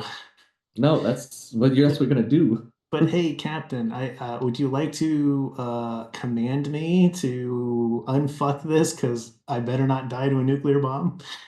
Let's see. Pike, I've seen you through worse. That is I've amazing. Seen you through better. Your discipline and attention to detail gives you the ability to block out the outside world and focus on the task at hand. You gain a +2 modification to any task that takes at least a turn or shift to complete. But if you are interrupted, you automatically fail the task. The only thing that's getting interrupted right now is something that might screech in the dark. Guess what? You're nowhere near one. As far as you know. So Pike, I've seen you through the worst, and I've seen you through the best. I've seen you literally nuke enemies. Don't nuke yourself this time. You got this. And then let's see if those words actually came out that properly. And all right, will that automatically give you the +2, or will you have to add it manually? I have to add it manually. I have to command roll, right? Oh, you can. Oh, yeah. If you want to try that, sure. Yeah. And then if he's successful, which that is, how does that work? Does that give you just a... Do you want to push it, or are you going to keep it as is? Okay. So does that add... How many dice does that add to his skill roll? 4. It'll add 4? That gives me 4 dice. Intense focus gives me 2 more. Command is empathy. I can re-roll empathy twice, as many Push a another second time. Well, hold on. Yeah, I can push the second time. Before you get yourself super stressed out, I'm gonna need that on the contact roll. Yes. Well, here's what I'm going to offer you. Right now, you have 4 free dice that you may apply to any task of either of these two Jesus Christ. You've got 4 dice right now. You can use them wherever you want on these 2 tasks you need to roll. If he's about to give you more because of the empathy thing that he was just talking about, you will have however many dice that is that you can break up however you would like. Oh, then yeah, please. Yeah, I just have to re-roll it again because I can't do the multi-push. Yeah, because you didn't allow the multi-push on the initial one. Yeah, but I can just roll it again, right? Yeah. We'll just give Roll the same. Roll 7. Roll 10d6, and then We'll give yourself a 2 die penalty so that you don't roll the 2 dice you already succeeded with. Oh yeah. -2, okay. Right? Yep. Yes, because that's the 2 stress successes. No. Okay, so that's 2 more. So that's Six 6 total successes. 6 dice that you can apply however you want, plus the 2 for your intense focus, and then wherever your actual skills are. Well, I'm gonna put all of those into the contact roll. Probably, yeah. Sure. So you have +2 for heavy machinery, and then +8 for contact. Is that what I'm hearing? Yeah. Okay. God damn it. I don't think there's anything else I can do for this. Oh, We did as much as we could. I kissed my watch. That's going to reduce some stress, isn't it? It's gonna reduce my stress by 1. Signature item. Wait, but doesn't that require a turn? No, it's just a moment with your item. You just have to have a narrative moment. Okay. This is for you, Eckhart. Although you probably don't call her Eckhart. Well, maybe you do. You might be in that mode right now, mentally speaking. Intense focus and all. Oh my god! I pushed and got my success. I'm sorry. I should not be cackling so much. He rolled so many dice and couldn't get even a 1 until he pushed it. Yeah. Okay. I pushed it, I win. Yeah. 10 minutes goes by and all the heavy machinery things click in the right place. Now you need the contact to actually get the computer to do the thing. I'd like to argue that I have the remote talent. Okay, But we're we going to don't metagame this one a little bit, only because I'm curious. Pike, how many dice can you put on this contact roll? With all your things. So I don't have any ranks in contact. That's And I have 1 wits. Mm-hmm. So that's 9 So dice. basically my entire dice pool is the bonus dice. Okay. I Plus I have a stress die now. I will allow this. Make your contact roll to establish the remote connection with Dance so that she can make a contact roll to complete this process. Well, okay. And I'm going to argue that the reason why you have to do the initial contact communication hookup thing is because of the nature of the sabotage. I mean, I'm good with having to just roll this because I'm here. Sure. And we've got 2 more I turns actually if I am fail meant to to roll. argue that I would like to be able to roll my contact to assist him to give him like some bonus die instead of command. Like a call center agent going, have you turned it on and off again? Yes. That person's like, oh yeah, +2 roll. Absolutely. Boom. Go ahead.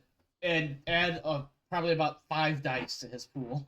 We're going to be fucking throwing around some Shadowrun dice pools now. I asked because I don't actually have skill in command anymore because that's something I dropped when I switched characters, which is why I was like, hey, I have a remote. Can I just use roll contact to assist him instead? Yes, and my argument for yes is because you have schematics and diagrams and things of that nature that you've accessed. So and just because I can. That's a total of 3. Total of 6. So that's I think you're up to 15 total dice now. Mike? Okay. If you don't succeed on this, I'm going to haze you for the rest of your life. I mean, I'm going to haze you anyway, but If I don't succeed on this, then Pike deserves to die here. He's literally got all of the support in the world. Literally, yeah. I just think like we just, both just double pushed our skills to help you. Right, so 4. We harden the cards 6, for you. 12. So that's 12 bonus to my 1 die. Yeah, because it was 6 and then 2 and then Hold on. It was 6 from the captain, 2 from your intense, and then another 6 here. So that's 12. Yeah, that's right. That's right. Okay. You have. I would like to get new or unexpected information while You will get new and working through the unexpected information, sabotage. but it's not going to be from here. Okay. Oh, yes, you can, actually. Yes, you can. Give me just a second. I need to look something up. I just gotta say, yes. Yes, and here's what you get. During this whole process takes about 20 or 30 minutes, right? The moving parts around, getting the computer to accept your inputs and finally get the right coding in there and the right sequence of buttons being pushed and all that things. One of the things that you pick up while you're doing all of this and you're reading different things that come out, different prompts and things it's asking you for, one of the things you notice is that the toxin that was making the people on the surface, the people on the ground, feral, ultimately, was deliberately placed. That there was tampering about 2 years ago. We already knew that. I don't think you knew that. That it was deliberate. That gas, that kind of gas is not produced by this normally. It was. Oh, you know what? You know what? I think you're right. I think I did give you that. Hold on. Okay, hold on. So you get that. You get a printout of like more damning evidence. Let's say, like it specifically says that somebody came in here, specifically tampered with these things in order to create some sort of toxin to be released in a very low dosage, long range of time.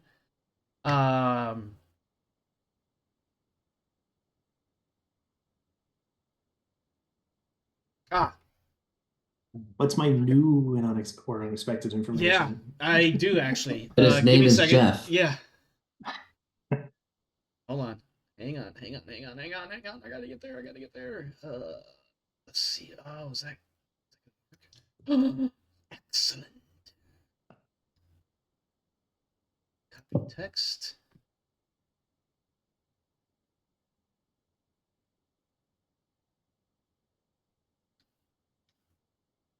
Perfect. Okay. Give me just a second. Just a second here.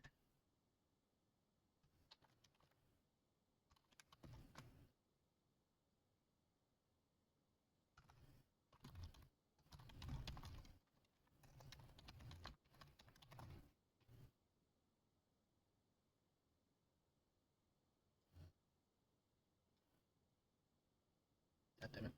Work with me. Oh my god.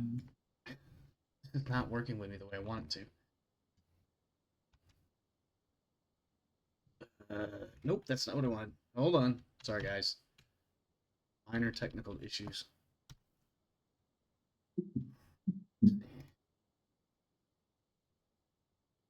Hold on. People are sending me funnies that I cannot read on stream.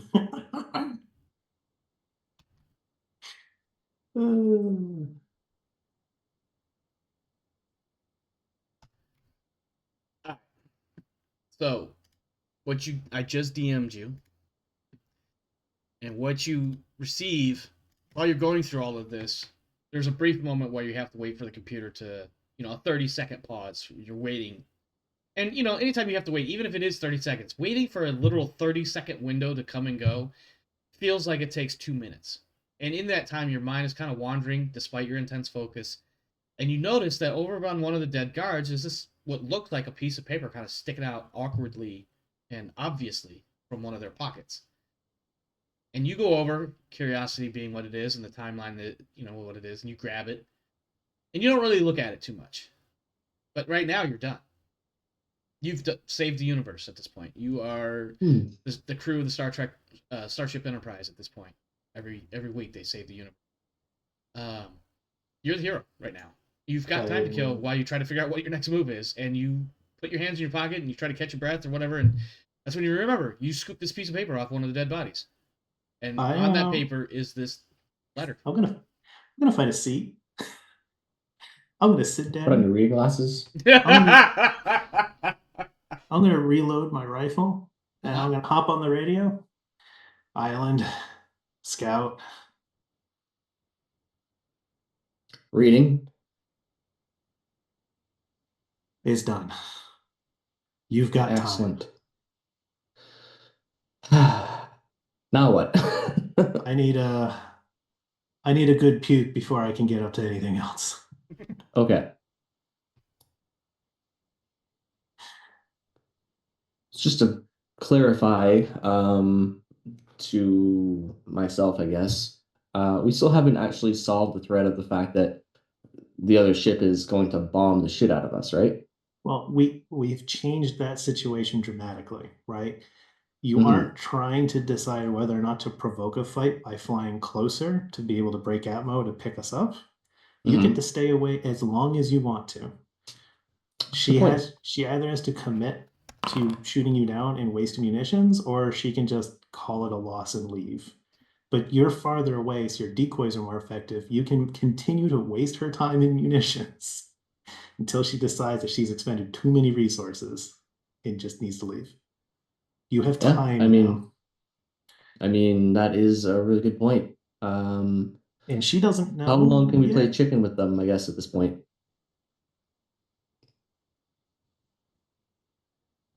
Are you asking me or are you asking him? Yeah.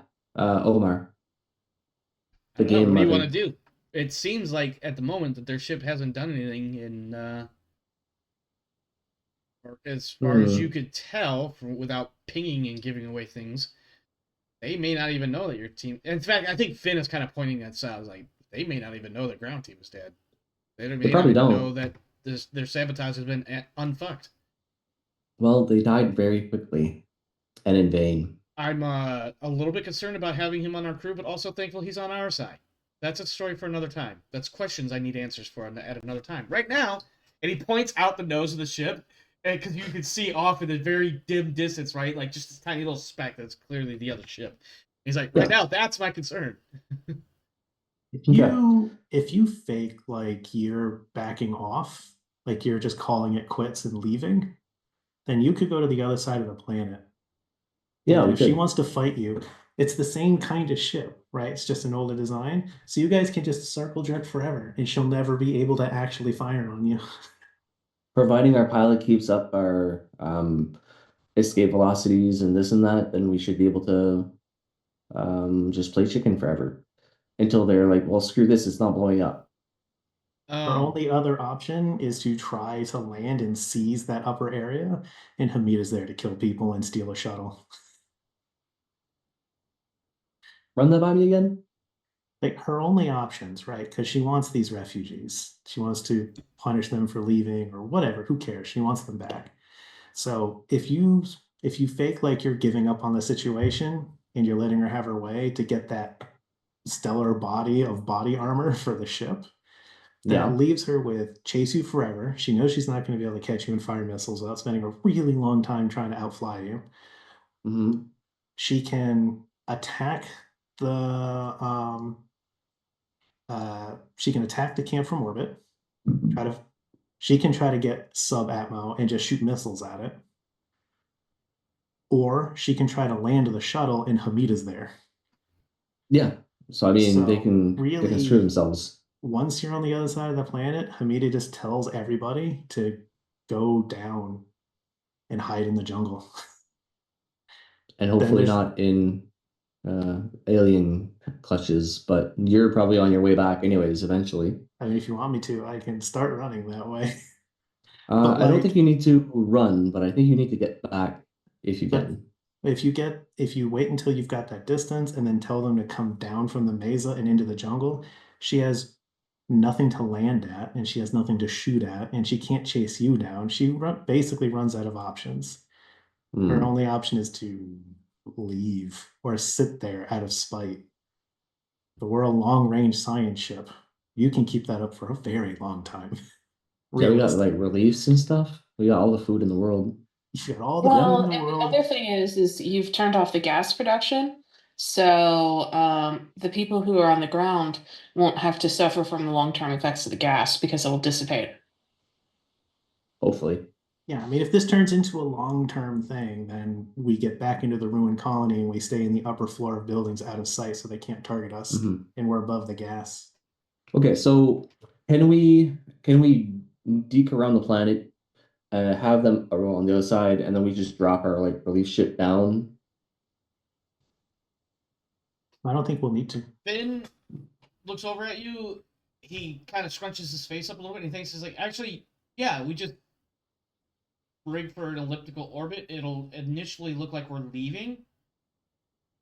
We can take the time to until we reach apogee to see what their response is, and then if they don't really do anything, we just make a really large orbit. Or if they leave, we bring it back down and we do whatever we're gonna do from there.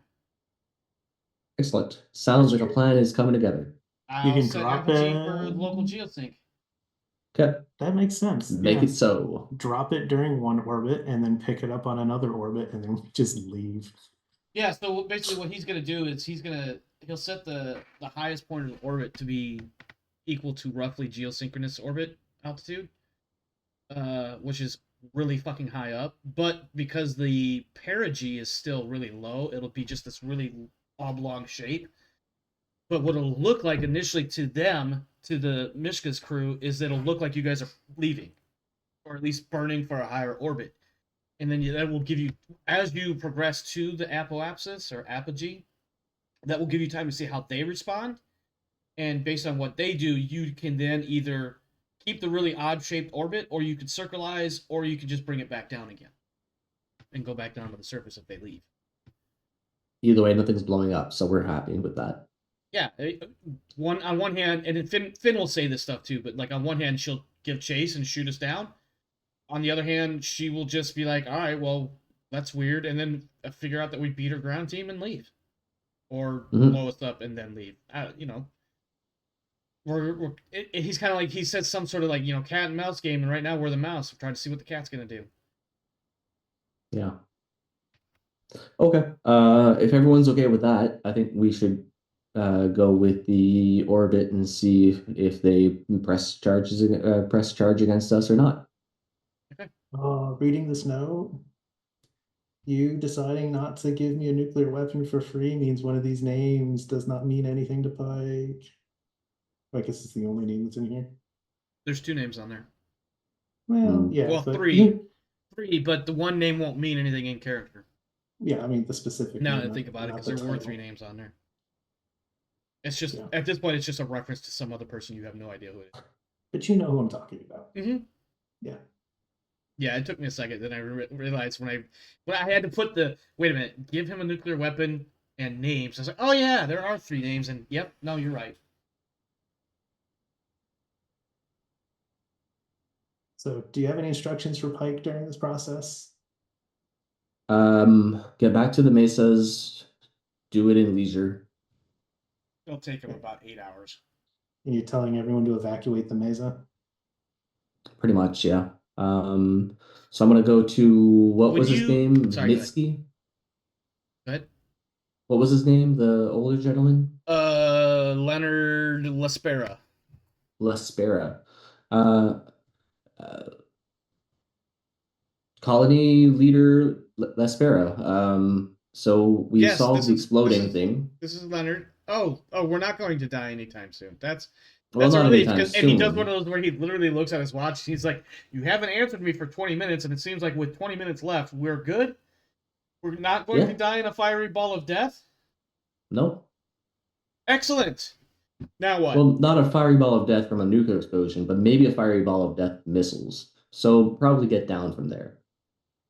And go into the jungle. You want all 300 of us to go into the jungle. When he says the jungle, I want you to remember, you wouldn't necessarily know this. There's a tone of fear that you are not expecting. And Hamida in the background is like, it's that or we die up here. Better to die on the ground of our own choice. And like you hear her backing your plan. Even though she's like, I don't know what you're doing, Captain. But I got you. And she starts strength in numbers. She's actively trying to convince the others that, hey, at least in the jungle we could go down to the ground and disperse widely and have better chances of success. than staying all up here in one location and dying.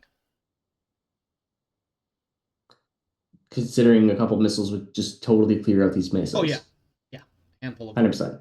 Oh yeah, Yeah. 'Cause I don't know if those LSATs are actually nuclear tipped or not, but they could certainly do devastating amounts of damage, especially They don't against. need to be.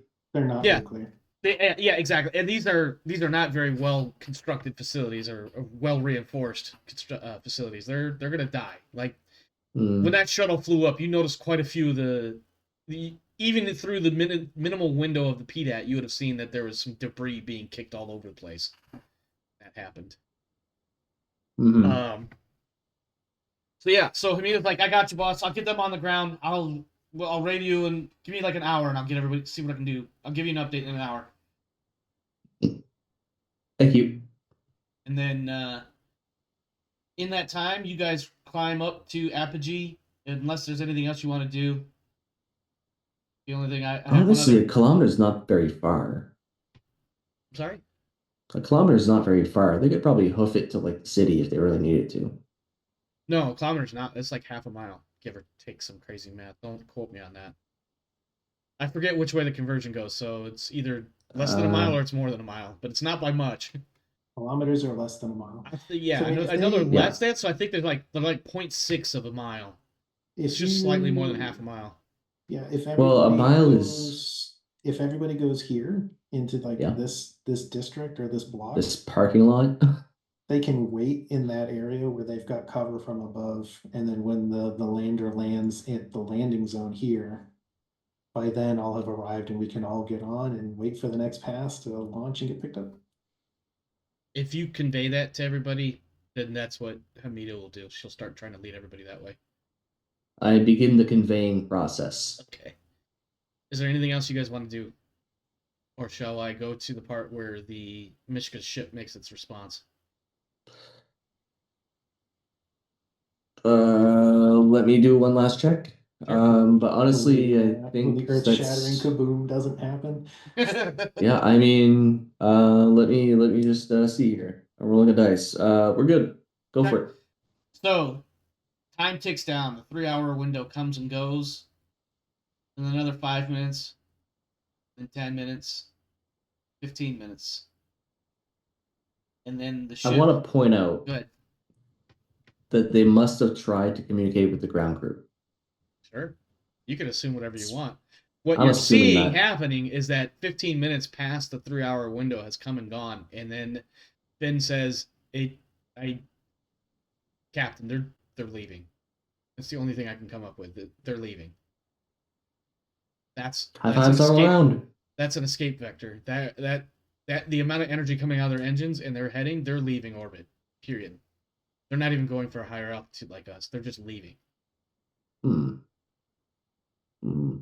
If only I had a missile destined for her. I don't know, Cap. Somebody said something about a grenade. I don't know. There's a story here somewhere. I'm gonna get to the bottom of it, but I think we got more pressing matters down on the ground. Okay. What do you want Bring to us do, down. boss? I can take us down. You want me to take it down into the city? Yeah, beam me down, Scotty. Who? What? Um, No, I'm Finn. never mind. Who the fuck is Scott? Okay. So yeah, we're gonna go down over here, I guess, and Sure. hopefully meet up with them. And Pike should be down there I momentarily. need to make a roll for Finn here. Oh, Christ. Okay. Yeah. I think Finn will save that piloting role for another day as well. Next time he has to land into a jungle overgrown colony bullshit mess, he won't even have to Yeah, roll. specific. But it is rough. The descent itself is fairly fine. I mean, there's some turbulence and whatnot, some rattling, shaking, and whatnot. But getting over there's a lot of.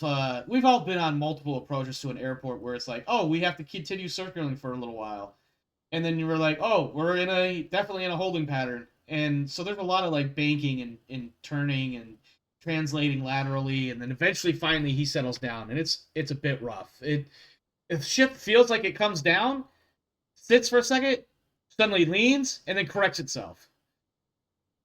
And then he does it again, but not quite as severe. And he's like, sorry, that last one was me. I bumped the damn thing before I locked it. I apologize. Good job. Captain, I'm All proud, right. I'm proud to report that we are on the ground. Pike, where are you in the last hour? Have you started leisurely making your way back? Oh yeah, there's no emergency. I've already run for 2 hours. I'm walking now. You're like, I'm just gonna take my time. Fuck this bullshit. Yeah, it's gonna take time for them to land anyways. I'm Yeah, sure you. I'll still make it there first. And then you see the vapor trails as they come down out of the heavens and land. Oh, look, there they are. I'll walk up to the group and Hamida, and I've still got my shirt tied around my leg where I got burnt. It's just I look beat. I Like bet. a gunshot. So Lesbra and the two women, and the one that you can identify as Chikonde, the one who had the accent and was like, I'll just turn ourselves in or whatever. Captain Warren, you meet them at, I guess, maybe at the ramp of the ship, unless there's a better place. But they go up and. Before I let any of them on the ship, I want to seclude the refugees to one side, and I want to have a conversation or check them, have a doctor with me.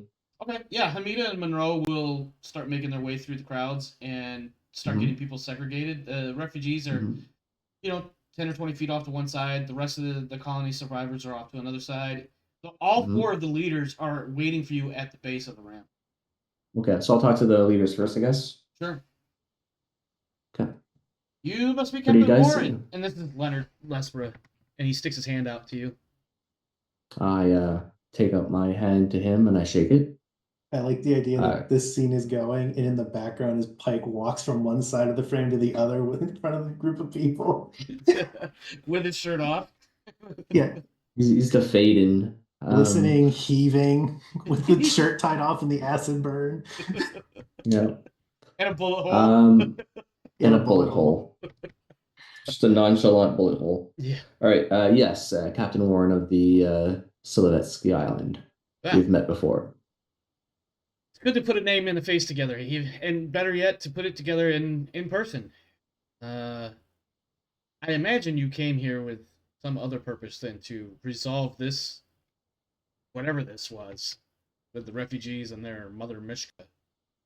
Yes, Mother Mishka was a thorn in my side a few years ago, and now, again, derailed the whole mission. The whole point was to come down here and Story there.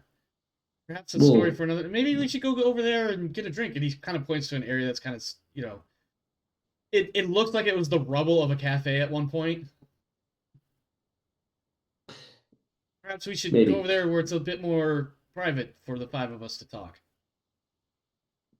I have some business to deal with here first, but I will advise you that I am looking for some information involving a long data disk and what's happened to that ship that landed over there.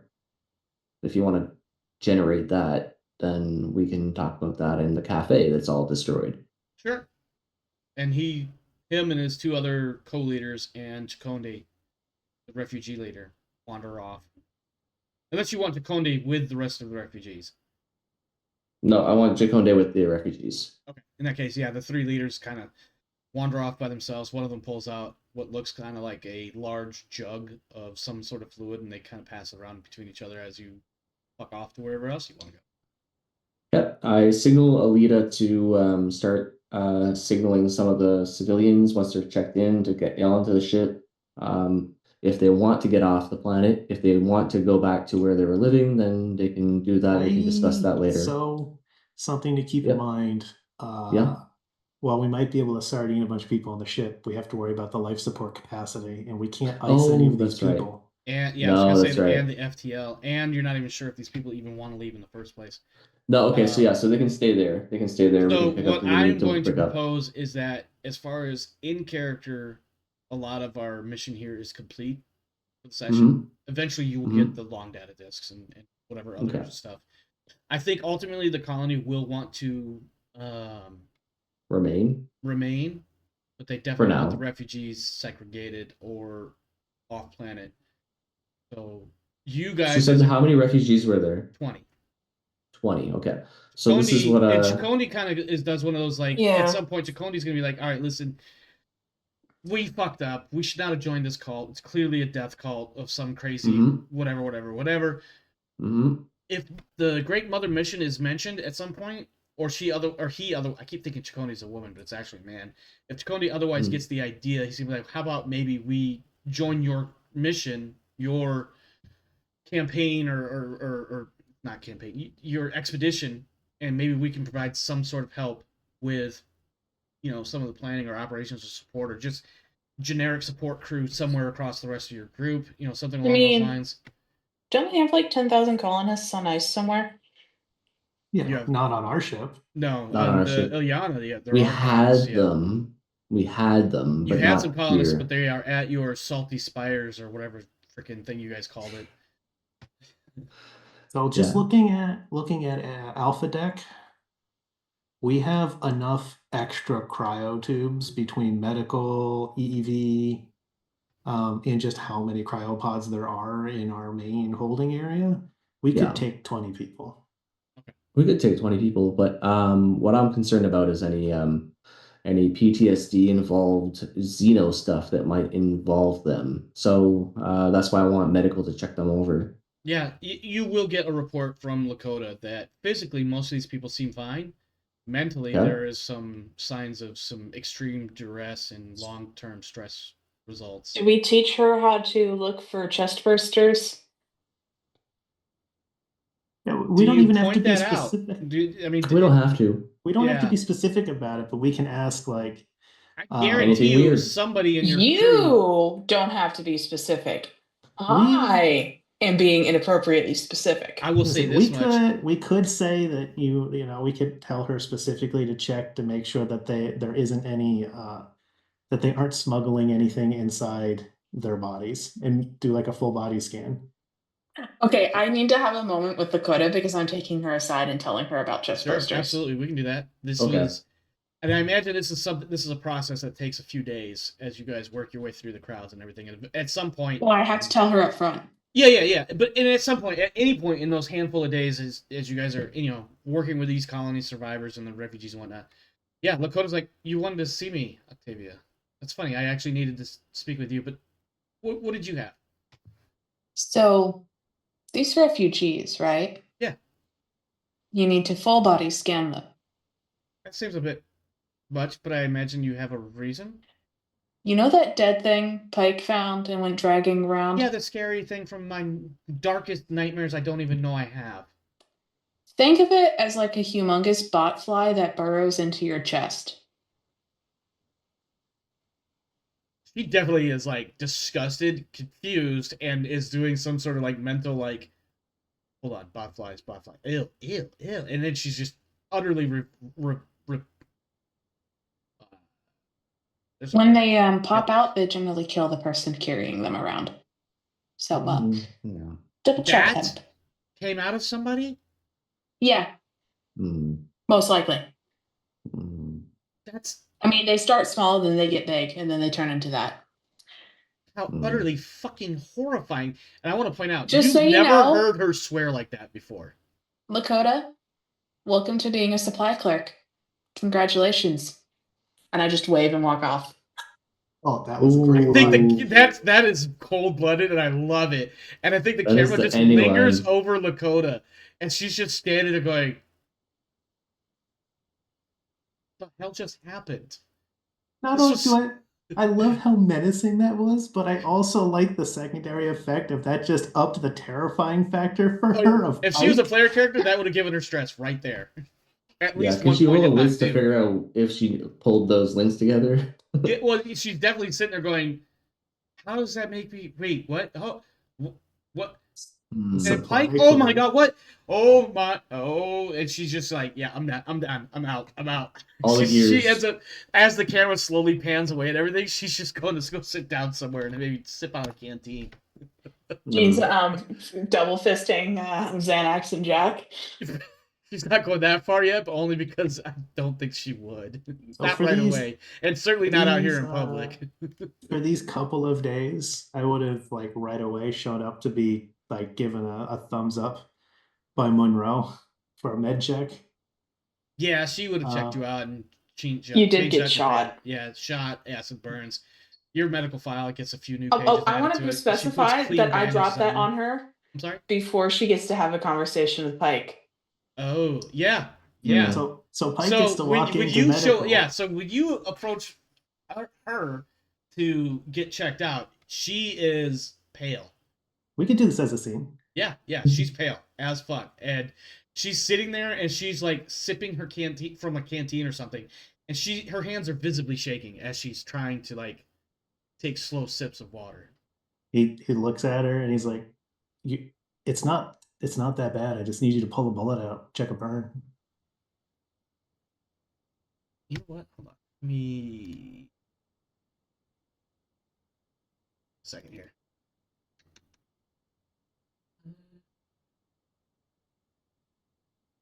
God damn it. You see, Keep it together. she kept it together barely.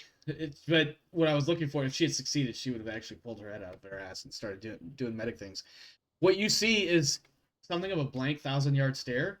You make your comment about it's just a bullet or whatever exactly you had just said, and that 1,000-yard stare disappears. But she's got a little bit of the tremors at the moment, and she's like, okay, So like, just come in and have a seat. And she starts reaching for her butt pack that has her tweezers and shit in it. This so isn't like as this isn't the Hello first, Darkness, my old friend plays in the background. Yes. This isn't the first time you've treated a gunshot wound, is it? No. But this is the first time, and she kind of motions, but without touching the acid burns, and she looks, and then she kind of nods her head in the general direction of the dead Xeno, and she's like, "This is the first time supply clerk bullshit. You fucking lied to me so hard."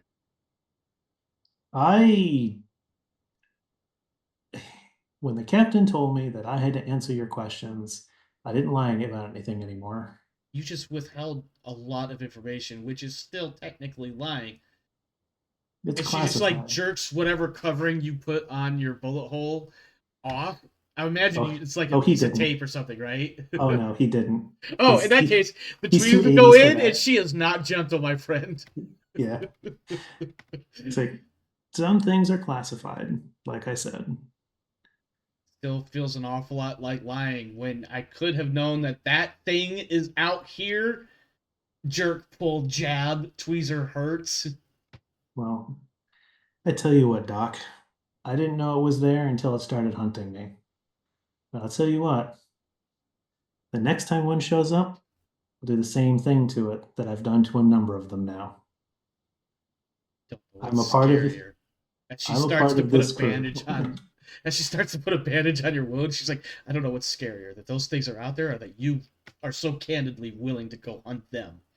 I'll try to reach out to put a hand on her shoulder, and I'm like, I'm a member of this crew. As long as I'm here, you don't have to worry about that shit. She stops what she's doing, and she just like sets her tools and everything down, and she just looks you dead in the eye, like almost hands on hips kind of stance. And she's like, "I am going to worry though, because you are a part of this crew, and you're bringing that shit with you. And I know nothing about it until now, and what I do know about it is very, very, very, very minimal. So I can't even do my job right." But I didn't look at it this way. None of us brought those things in, but you're lucky enough to have crew members who already know and are prepared to deal with it. Think how much worse this would be if nobody knew what it was or what it could do and it got on the ship.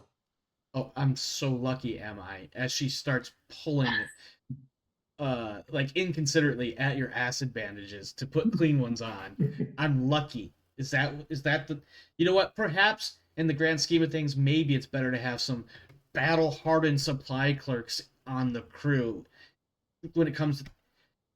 I don't even know why I'm having this conversation with you. Let's just not talk right now, and I will change your bandages, and we'll deal with this later. I have a whole mess of people to deal with right now, and only because you are part of this crew, and am I even dealing with you first, and because you're injured. But that's not...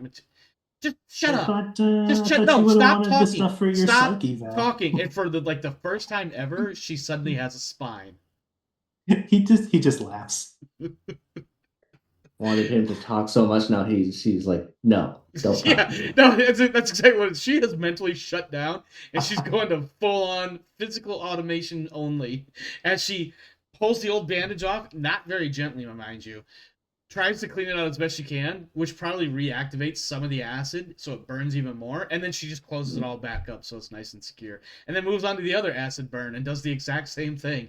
The whole time, she doesn't say shit other than maybe like, hold this or no, shut up, stop talking. I said stop talking. I wonder if Well, she figured that the he- rest of the military people were like also like murdering those things too. That has not clicked in her head yet. So Hmm. yeah, he She has laughs at- reservations. I mean, you won't know this yet, but she's got reservations about Octavia because of what she said. Mhm. Yeah. So yeah, he laughed at her first comment and then patiently waits for her to finish. And then when he's on his way out of the infirmary, he'll stop at the door and turn back and say, "The first night's the hardest," and then he'll leave. I want you to imagine that she is flipping you the fuck off right now. That's And she fine. walk up. Like, she's just like straight up, just like, fuck you. And waits for the door to close. And then maybe in the distance you might hear a muffled scream. And then for the rest of these couple of days, I would like to have a much more relaxing walk out to that shipwreck. And kill for the shipwreck. It's not. Ooh, okay. Roll observation for me, Pike. Observation.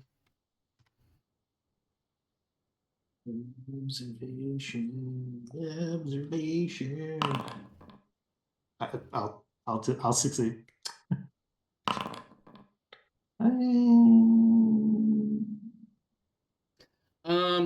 Fuck it. Oh, you pushed it, huh? Okay. I mean, I had time to relax. It's a nice chill walk. It's not a nice chill walk because about an hour in, you realize that there is another Xeno near. Oh, God. Because you hear it. And it Did you calls bring out a anyone few with times. you? It calls out a few times. And after the first couple of times, it's getting closer.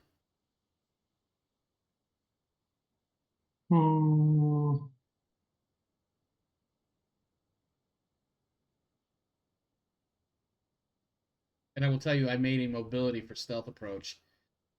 And I got 3 successes to your initial 1 success. And you pushed it all of a sudden and got 3 additional successes. So it's only because you pushed it that you managed to survive what could have been a sneak attack. Yeah. You hadn't said the result yet, and I was hemming and hawing over it. Mm-hmm. It's because I was trying to make sure it was a private roll until I noticed that was about the time. Because I was trying to, I clicked mobility, and it didn't quite register right away, so I had to click it again, and that was when you rolled, almost right after I rolled. But anyway, you are being hunted, sir, and you have no doubt of it. You've got experience with these fuckers at this point. You've engaged at least 2 of them hand to hand. One of them a queen, and one of them here on this very planet. This is close. This is really close. If you had to wager a guess, a few hundred meters or more, between a few and several hundred meters. Where am I on the map? Argumentatively, you are about an hour north, so probably somewhere in this vicinity. Because you were heading towards the crashed ship, yeah? Yeah. By himself. Yes, by himself and probably not well armed or armored. I got my rifle. I said not well armed, just armed. I don't know what I said. I feel like I've demonstrated that rifle is well armed. I mean, listen, it doesn't matter if you went out there with a toothpick. You'd somehow fucking win anyway. Not Jab in the necessarily eye. true. I like how your response was not necessarily wrong. No, I said not necessarily true. I don't know, man. My luck against trying to kill you guys has been really low. It's because you're actively trying to kill us instead of playing the game with us, so that's kind of your fault. I want to be clear. This second alien was intended to be here all along. I didn't just shit this one out. When he said, I was almost ready to wrap this whole mission, and he's like, I'm going to take my time and head off to this crashed ship. I'm like, fuck, there's another alien out there. He just got another half hour extended. Well, I didn't want to leave behind any of the potential intel on the ship, especially if these people lie to the captain about the crash ship. No, absolutely, that makes sense. But yeah, But you could have brought someone. you are actively being hunted. Do you have a radio on you? Yeah, I always have a radio. Okay, you can call for help if you want. Yeah, it's not going to get here. Well, that and your agenda says otherwise too. So, Yeah. what do you want to do? I will pull out my radio. Mm-hmm. If you don't hear from me in the next 30 minutes, I'm dead. It's pretty much. He's going to key up Island Scout. You get Finn initially, at least. Finn comes back. This is Island. Finn speaking. How can I direct your call? I'm turning my radio off for 30 minutes. If you don't hear from me in 30 minutes, I'm dead. And tell the captain there's another one. I'm sorry. Say again, all? Then I turned off my radio. At which point, a moment later, Captain, you get a nice message on your tablet. I need to take a quick second respite here to see what my kid needs. Give me 1 second.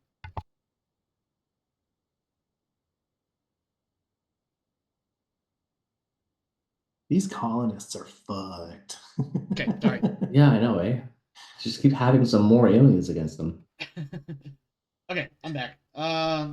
Yeah, so in a moment, Warren gets a message on his little tablet dealie saying that a message from Finn indicating that Hank has checked in. He says his radio's going to be off for the next half hour, and if we don't hear from him by then, he's dead. And he said something about a second one, ... question mark. I don't know what that means. Huh.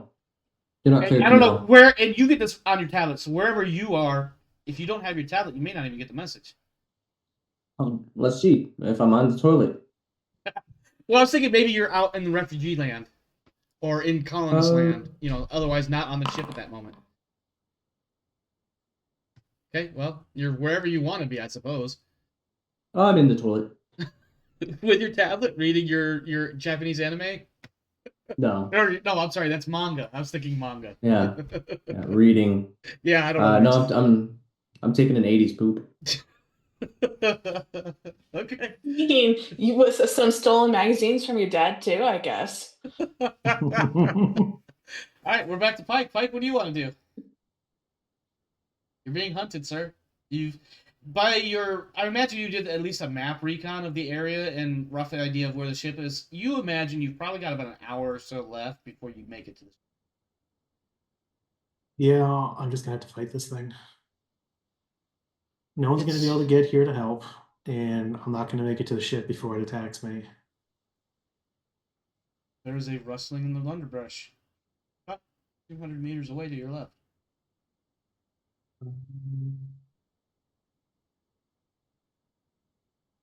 I would like to roll mobility. Okay. I would like to try to ghost this thing and counter ambush. Okay, so you're going to do a stealth function. I'm going to use observation to counter it. Yeah. I've got the rifle up in that direction, and I'm trying to quietly dip to the side and see if I can get a full side profile and get the drop on it. Okay. If not, we're just going to go right at each other, and we both know each other. We've seen how that one played out once. Go ahead and make your roll, sir. I miss having a ghillie suit. And I imagine you're going to push that. Yeah. Okay, 4 successes. That's good. All right. It does not notice that you have set up yourself a little blind hide spot. Now the question is whether or not it moves in on you. Well, I've succeeded, so. Yeah, I guess imagine arguably it does decide to close. And it stops my last position. Yeah, it closes to. Go ahead. I like the idea that we get this. This is the proverbial moment where I lean down behind the log. I take my hat off and put it on the log and slowly unfold the stock on my rifle. Mm-hmm. Yeah.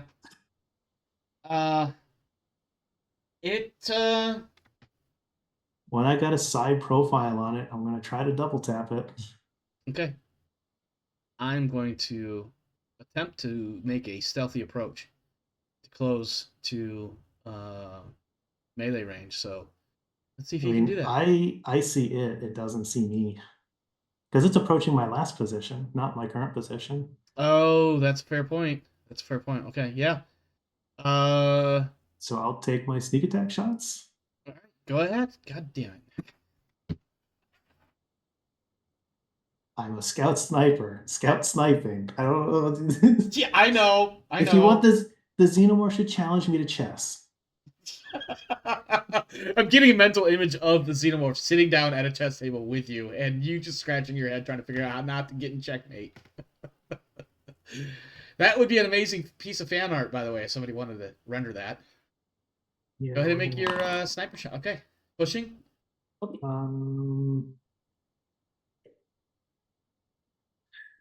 No, because I am going to double tap. So we'll do 5 armor piercing. You do 5 armor piercing. It takes And- a shot and it drops right on the spot. Well, it doesn't drop right on the spot. It definitely takes a couple of steps to one side, flops, does a couple of rolls, and then taking the like second slowly shot. pokes its head back up, and it's just screeching at you once the head comes up. Uh-oh. I overkill if the fight's not just over. That's 9 armor piercing damage. Jesus fucking Christ. I think the fight's over, but let's see what the armor is. Yeah, no. Oh, I wouldn't. Yeah, the fight would have been over, period. Yeah, you put another bullet right between its proverbial eyes. Whatever its eye. I mean, we know that Xenos don't have eyes per se. So I guess you put a bullet right in the middle of the dome that extends back. And it doesn't even screech anymore. And oh, no, better yet, you put a bullet right through the little mouth. Nice. Right into the little mouth and right out the backside. Spray of acid and everything. Yeah, you killed my fucking Xeno, you son of a bitch. Another And that's where the curtain closes, where he's like in my element, shooting things. Yeah, I think we probably. Well, I don't know. We still have a little bit of time left. We Okay. still have to do outro shit, experience points. But you Say, want to continue to the ship? I was gonna say, yeah. I mean, I'm committed. I'm way out here.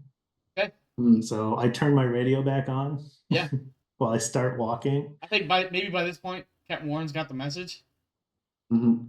Captain Warren's getting out of the toilet. We hear in the toilet. background a faint, muffled sound of a toilet flushing. Yeah.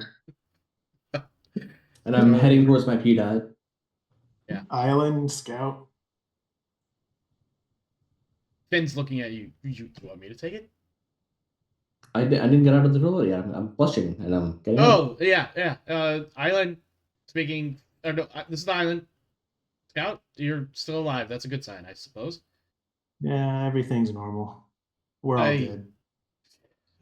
I just, it's weird when you say normal. You know that, right?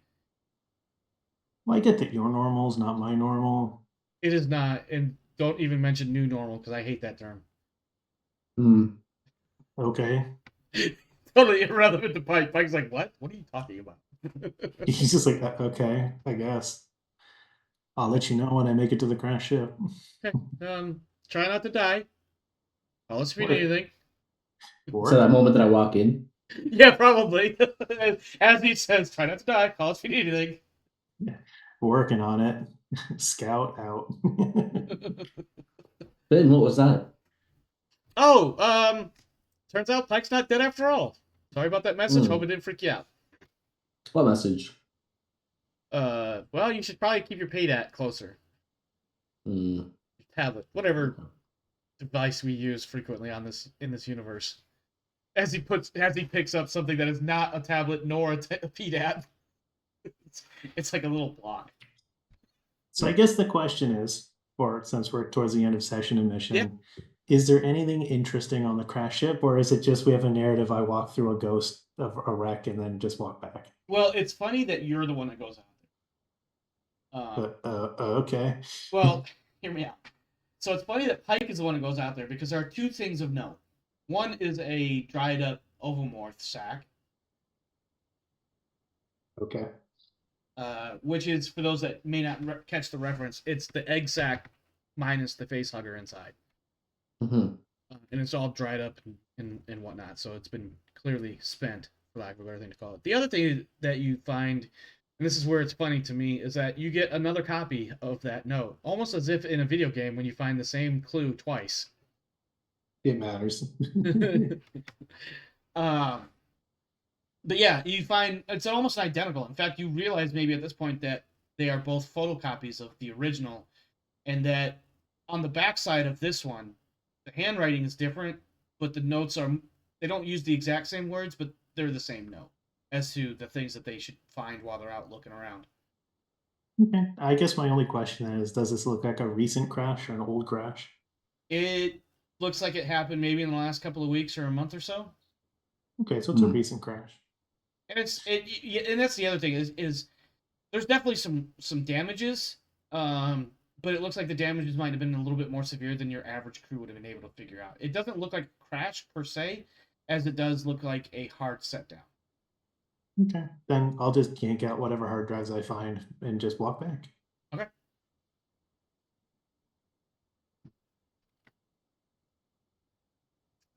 Can you make an observation roll, please?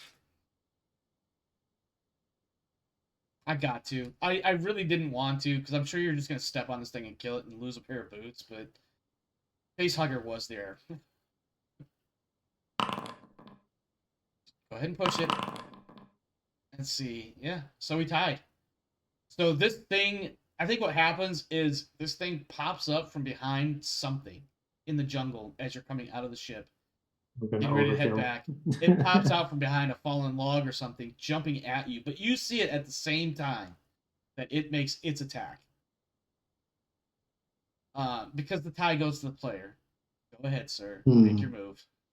I'm gonna try to punch it out of the air because I'm overkilling. Of course you are. I'm overkilling. I gotta be dumb. Does overkill still apply even though it might be like an hour later? So this is a new overkill. Because of your panic? Yeah. Oh, yeah. I love the idea that maybe you do scream despite the game mechanic. And you're just like, fucking Facehugger! Bam! Fuck this player! Yeah. Go ahead, make your attack.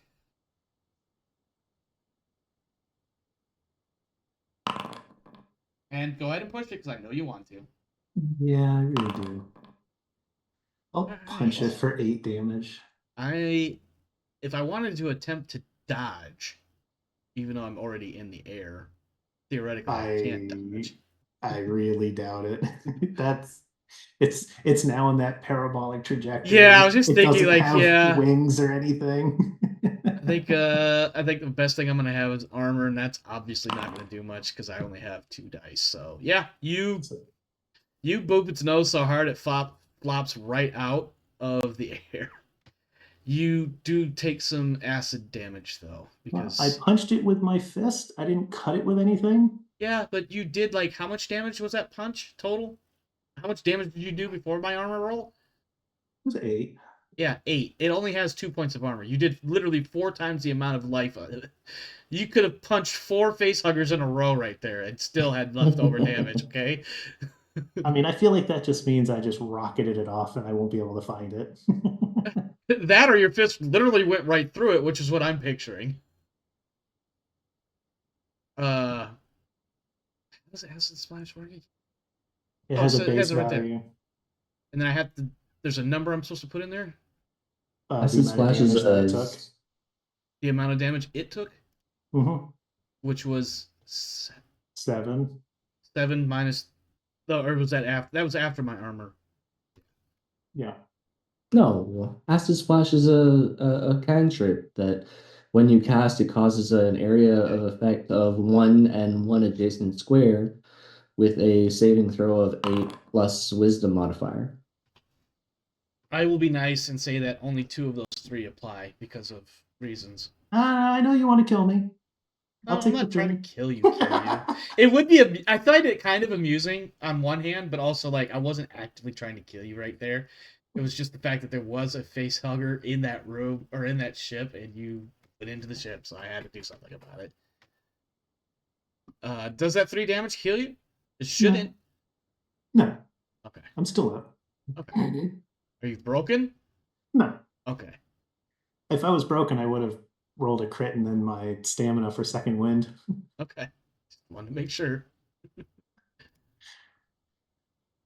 All right. Yeah, you take But your I walk back damage. to the ship.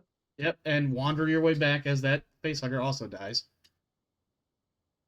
That is. Unless there's anything else. Does anybody else want to do anything in character with this series of events?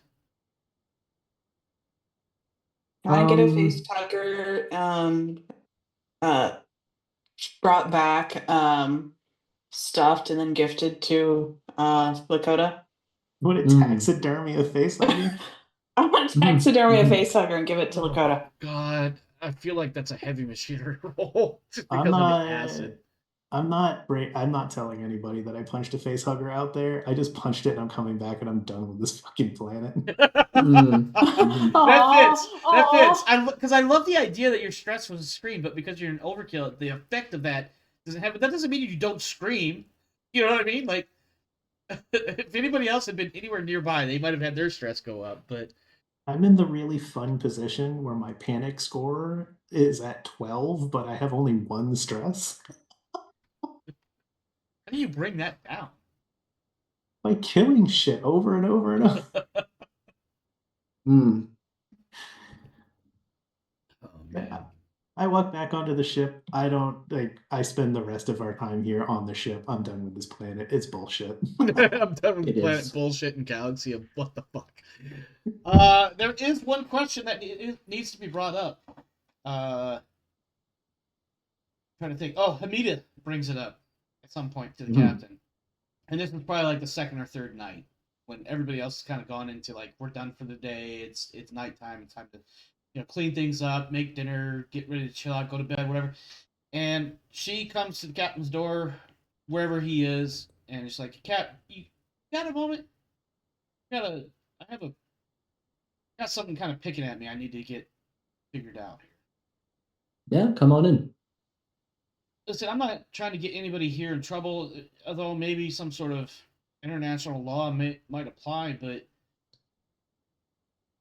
they intentionally damaged that atmospheric processor in order to in order to poison and kill a part of their own society.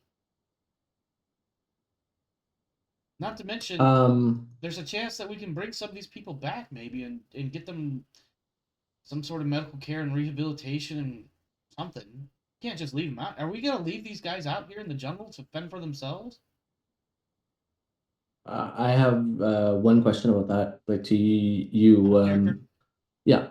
Okay. Would she know about the gas? I imagine at some point there's been crosstalk between different people, Okay. different NPCs. We'll say the NPC network has. We had a whole open conversation on the bridge about how the gas was not a natural byproduct of the atmosphere processor and it was poisonous. Because we got the gas, the breathing, the retrofit or not the rebreathers. Yeah, the rebreathers, yeah. airdrop to deal with it. And I think that, and I'm going to argue that Nina at some point maybe mentioned something to Amita, maybe offhandedly, but then Amita started kind of scooping things out on her own and was like, maybe we should do something about these. And she did encounter the ferals too, and she even says this at one point. It's like, Pike and I found a couple of these ferals and we had to kill them because otherwise it was, honestly, it was them or us, and I didn't like the idea that we had to kill them, but that's what you do in this situation. But now that we're past that, like, we can't just go and kill all of them. We can't just leave them out there to fend for themselves. Maybe they'll do okay. Who knows? But like these people, for whatever reason, they got kicked out of this other group, and then the other group tried to kill them. I mean, if we were to take them on the ship, how far do you think we could go with them before they go insane or explode or whatever it is that happen when you go into hyperspace? I mean, I'm not saying they need to come with us right away. We obviously only have room for so many people. Mhm. If we take the refugees with us, that's going to basically tap us out. But there's 4 J-class SCVs on this expedition, which certainly one of them could be tasked out to come back here and scoop them up. I mean, we are setting up a colony, from what I understand. Maybe, I don't know. It's up to you and how you want to handle it. I just feel like we would be remiss if we didn't at least address it. Mm. If we let them linger in the Um, jungle, that's one thing, but then they still have to coexist with the cliff dwellers. who are we talking about? The pharaohs, right? Yeah, she's referring to the ferals that live in the jungle and how they Mhm. are separate from the people that live in the plateau. Okay. Um, And that the people on the plateau were trying to actively kill them by poisoning them over long term. oh, that's what we were. That's what That's what happened. she's saying. Yeah, fundamentally, Hmm. she's saying like there's 2 things. So, like on the one hand, it may not be her place, and there's probably some sort of international law. In our universe, Mhm. it'd be like the UN or Geneva Convention or some shit about this Mhm. war crime or this international crime that has happened, right? But Mhm. also, the end state is we're still have to deal with these the plateau people and the jungle dwellers, and how there's obviously some sort of rift between the two. And then on top of the fact that one is much more off to do than the other. Yes. At this point, we can't treat For, them. for a little context for us, Uh-huh. the Tambatam carry nerve gas, orbital droppable nerve gas. So, like, the use of mass casualty weapons is certainly an allowed thing for It's also on Earth. for the Marines, and other states like that. And some of the jobs that we would get would be if if the colony management, as recognized by the UA, says that there's a rebellion of some kind or revolt or whatever, the colonial Marines would show up to put down that effort. Mhm. So, for while you're trying to decide, like, well, are these guys the like actual rightful admin here and they were dealing with a revolt, or did these guys revolt and they took power? Like, there's that dynamic there of your experiences as a colonial Marine with gas weapons and violence, Yeah. general violence against colonists. Mm. If I know I'm not going to get any less stress because of the coldness of my particular answer, but I'll go with my answer anyways. Um, Honestly, the ferals and the high risers, I guess, can live on this rock until we come back and settle a colony, and then at which point they can be triaged and then figured out. Other than that, we're not setting up any kind of coup, and we are not here to care. Okay, that sounds good to me. I just wanted to make sure we at least put some sort of eyes on it because it seemed like maybe we needed to. Hmm, If that's your plan, I got your back, Cap. absolutely. And because she says Um, that, you can deduct 1 stress: having an idea that your crew actually backed you. yeah, Because I'm at because at the end of the three. day, here's the thing. At the end of the day, that scenario, this scenario was written into the book this way, right? This mission is one Mhm, of the top, is one of the main 6, right? mhm. This particular dynamic, I wanted to make sure that Warren had a moment of like, what the fuck do I do with one group intentionally trying to kill the other group in such a heinous way, and how does that affect what I'm trying to do? And oh, by the way, here's this fucking Mother Mishka bullshit and all this other shit. And so for you to sit there and make a decision and be like, this is what we're gonna do. This is not our problem right now. Whoever comes back out here later to make a colony can deal with it then. He's like, all right, if that's what you want to do, you've addressed my concern, which is to bring it up. That's the Yeah, and plan. they can die, and it doesn't matter. Yeah, like Yeah, and like I think part of it, that's a part of our stance. stress, yeah, part of our stress thing with your character in particular, because he's the ship's captain, is we want him to make decisions, even if they're not necessarily the right decisions, but we want him to make decisions in order to burn off some of that stress because he doesn't really have another way to do it. Mhm. So I think that like qualify a stress to be reduced, I think he has to like take a stance on something, like a hard stance, rather than just make a decision. Yeah, and well, you Because if definitely made a it's stance. Mhm. You definitely. I Yeah. feel like you did. I feel like you did. Yeah. In that you in this touchy scenario, this very, volatile, not a very clear, easy answer to execute sort of thing. Like you can't Mhm. just roll a success and be like, okay, yeah, we beat the bad guy. This is a much more wild sort of thing, and so Yeah, no one's presented me with the evidence of either A or B when it right, comes to it's who almost like affected who. yeah, it's almost like there is no right answer. It's just whatever answer Mhm. you can make work. Mhm. And you took it And and you chose a stance and you went with it, and your shipmate was like, all right, I feel like I've brought up the problem, you've addressed it at least adequately, I've got your back if that's what you want to do. okay. Well, I'm at 3 stress now, which is great. I bet.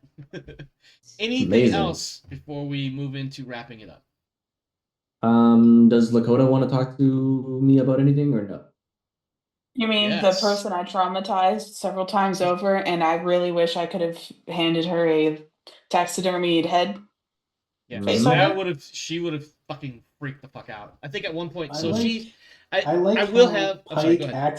I like how Pike accidentally antagonized her because he was the unwitting follow-up to Westcott's torture. Yes, you definitely sunk it in. Um, But we can leave that for like next session or something. Well, Lakota will. I'll do this. Lakota will send you an email or whatever messaging system we're using on your tablets and what. That she would like some of your time when you are not otherwise engaged with all of this craziness here on the colony. And she uses the words Octavia, ketones, malnourishment.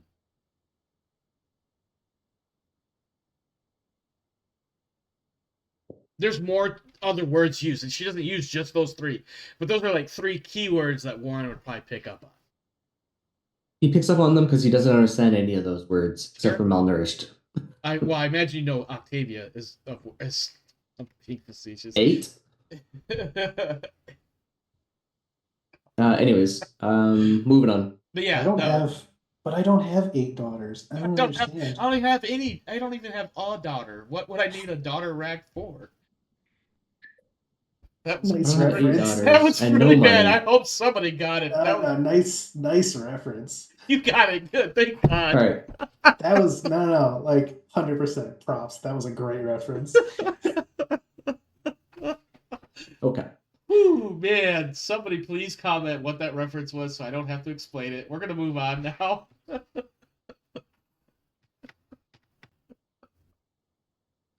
Oh my god. Okay. Anything else or shall we move into outro? Or not outro, Sure. XP.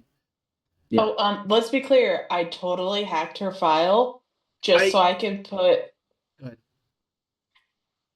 Oh, I gotta be right supply back, okay? officer trainee on it. Say that one more time, I'm sorry. He's bourbon. No, I no, hacked her I meant, employee file uh-huh. just to put supply officer trainee on it. I'm making sure you caught that. I saw you had said something in the Foundry chat. Do me a favor and send me a DM so I can try to remember that next time. All right. Well, let's give Luke a second or two, and then we'll do XP. And I worked start wrapping hard. up. I worked hard to XP the session. Yeah, you did. You were XP farming. Yeah, buddy. And I at least twice mentioned my shirtless activities, You so we did. could keep that going. You did.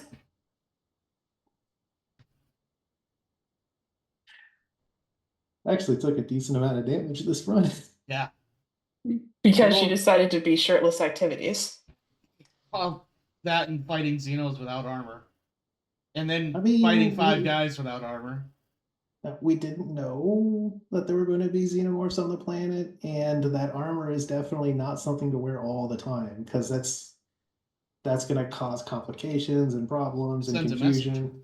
It sends a message. So, like the time that he did wear it was because he was expecting to be in combat. He was expecting. And that, yeah, when you raided the Hammer's hideout or whatever, that's when you had armor on, right? Yeah, because that was an assault. Yeah, So I put on the armor. Exactly. We'll catch Luke up. I wanna keep moving so we're not just sitting idle here. Obviously, you participated in the session, so your characters get XP for that. I mean, you can open his sheet and be putting some of those XP on that he's missing right now. That's fair. This over here. I can't see Zoom, so if he shows up, let me know.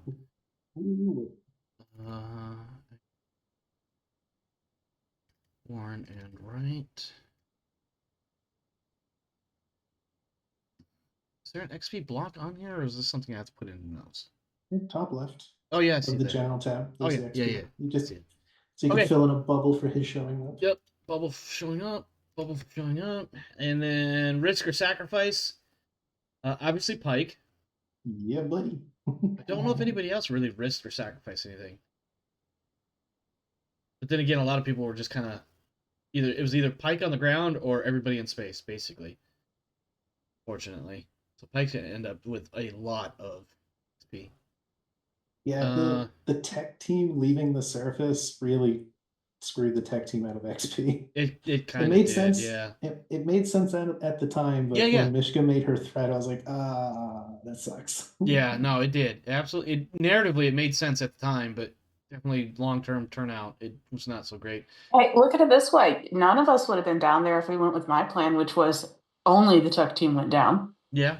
That's true. Did you risk your life for your buddy? Pike, again, yes. Unless you don't have... I think you have everybody as your buddy, even though that's not really... Sorry about that. No worries. Welcome back. I did all of I that gave to you- make sure I did all that to make sure the ship didn't risk getting shot down and my buddy was on the ship. Yep. Luke, I gave Warren and Wright their 1 XP already for participation, and the Okay. other stuff has not yet applied, which was risking or sacrificing for your agenda, risking your life for your buddy. I will let you continue from there, because the next one is, did you challenge or stand up to your rival? I don't think anybody did any of that today. I'm very sad that I'm not allowed to use Lakota as my rival. I know, right? It'd be so easy to just beat up on the buddies and NPCs. rivals have to be player characters, right? In order for it to Yes. work, correct? Yeah. Otherwise, it's just abuse, right? It does have to be players. Yeah. Just GM abuse. Yep. Panic rolls. Pike obviously made a panic roll. I think there was one other panic roll from somebody, though. Am I right? The captain made a panic roll. Did he? Yep, and he kept his shit together. Okay. All right. So if you made a panic roll, you get a point there. Overcome a dangerous event. Pike. I yes. made one too. Did you? During my comms tech. For Yes, hacking you her shit. did. You kept it together and everything. That's right. Okay. Nice. Pike obviously overcame a dangerous event a couple of times tonight.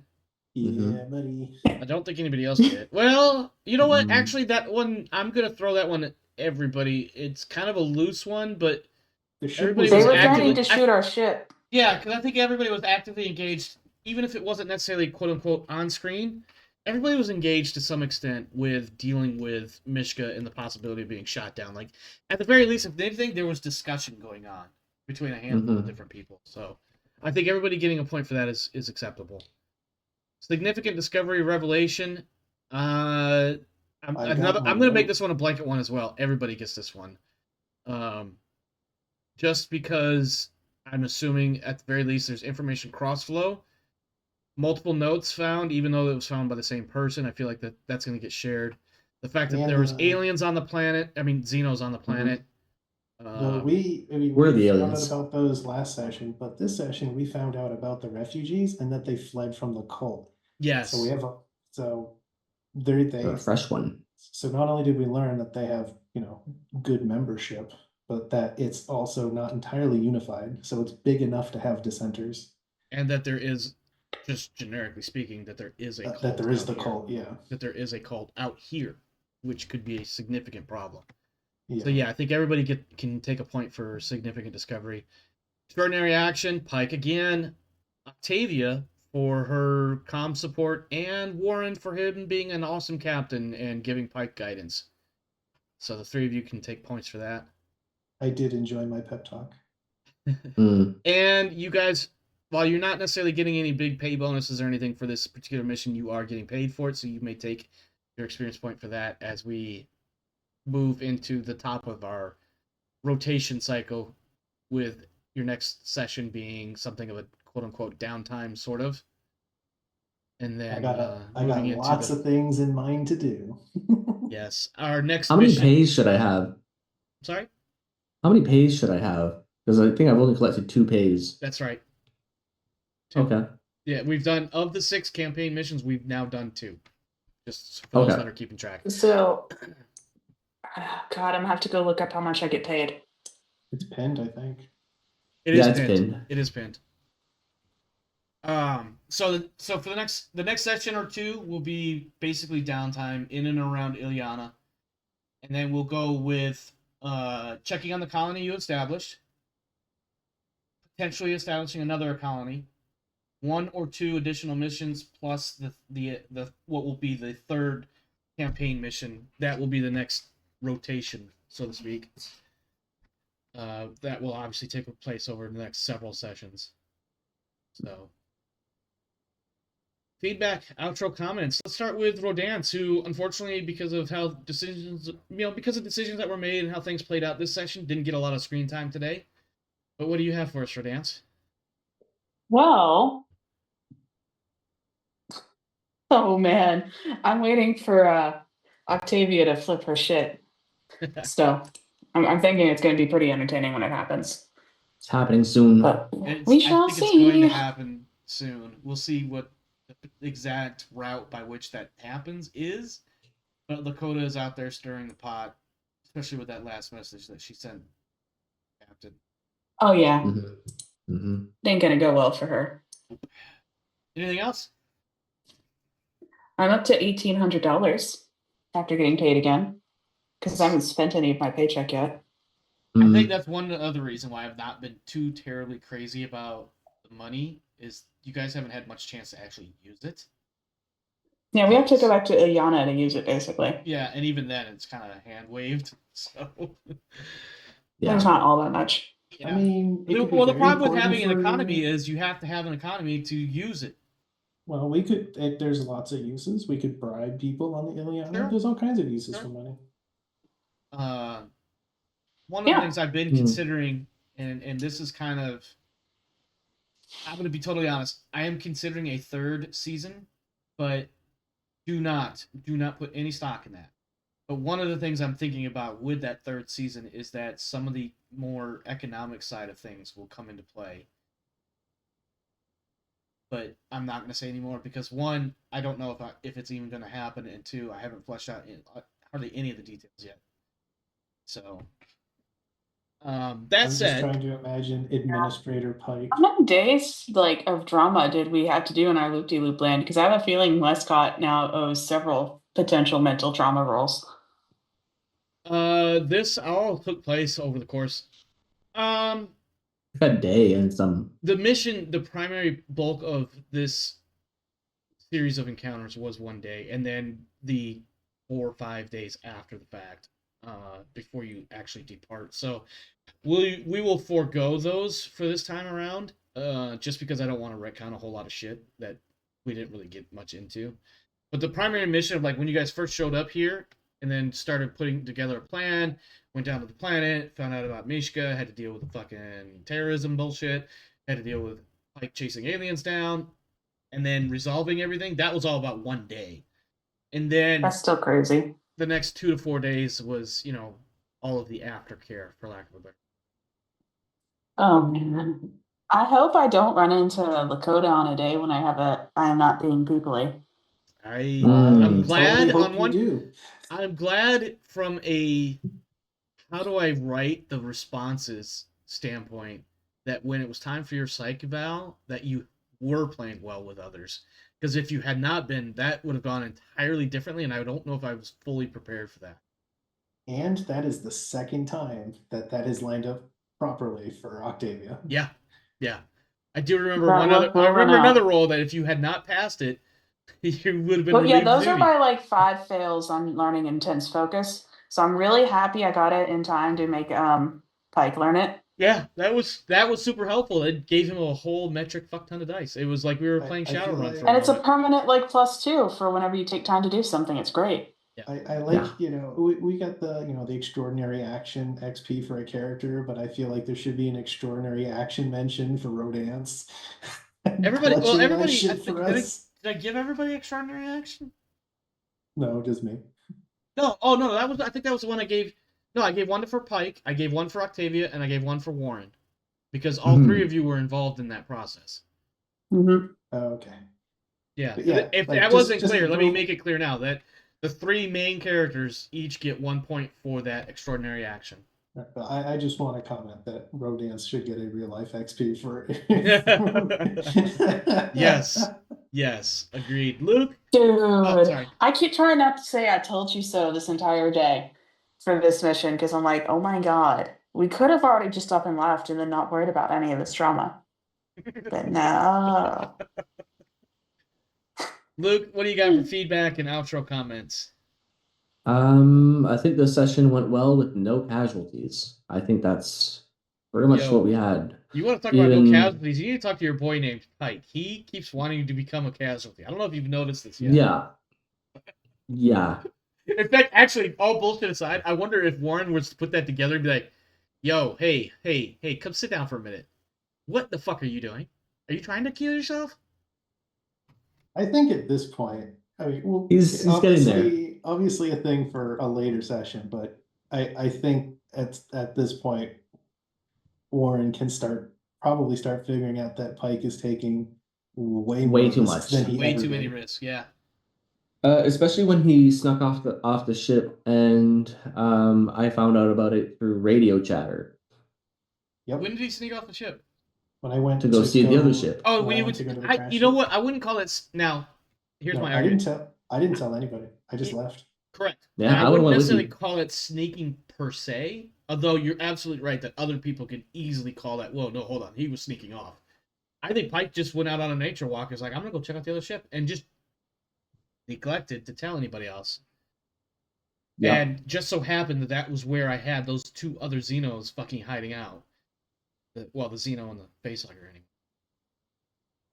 anyway. Honestly, all bullshit aside, if nobody went to that crash ship site, that second Xeno and the Facehugger would never have made an appearance.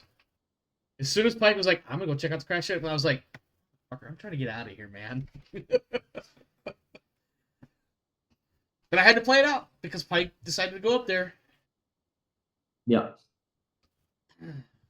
Other than that, just looking at the talents and things for eventually. Mhm. Yeah. All right. You've got a lot of experience on Warren. I don't know if you want to spend it or not. That's the plan. Or if you need, Um, you need me to.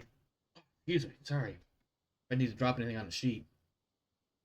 yeah, I'm looking at it. Just a few things. I don't think Spaceship Commander will be too useful because we don't have any point defense. Oh, is that what it's for? Yeah, it's for your role as a captain of a spaceship during space combat. You can draw 2 initiative cards instead of 1 during initiative draw. Okay. It's On that not note, useful. On that note, something for the crew to consider, and maybe this is something that Warren can think of off screen,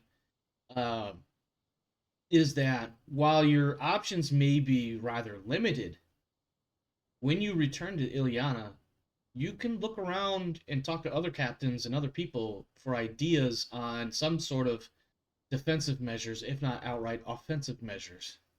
And maybe we can come up with some sort of something so you're not just a sitting lame dunk that might throw decoys as your only form of poop and scoot. The poop and scoot?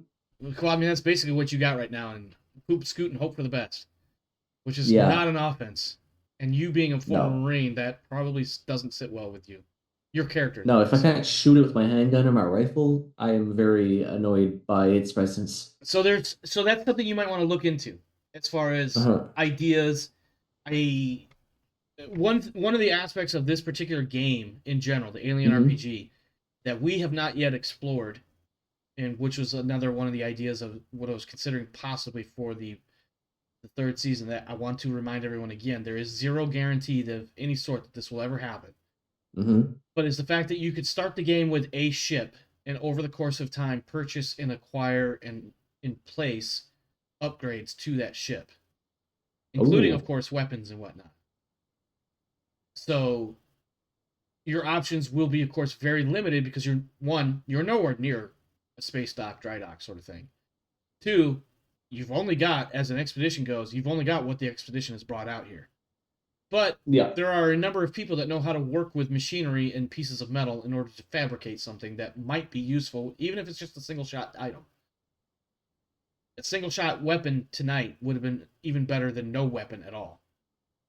At least you could have shot something. See, what you need to do is you need to find a group of people that have reconfigured a spare EEV into an assault boarding tube. Okay.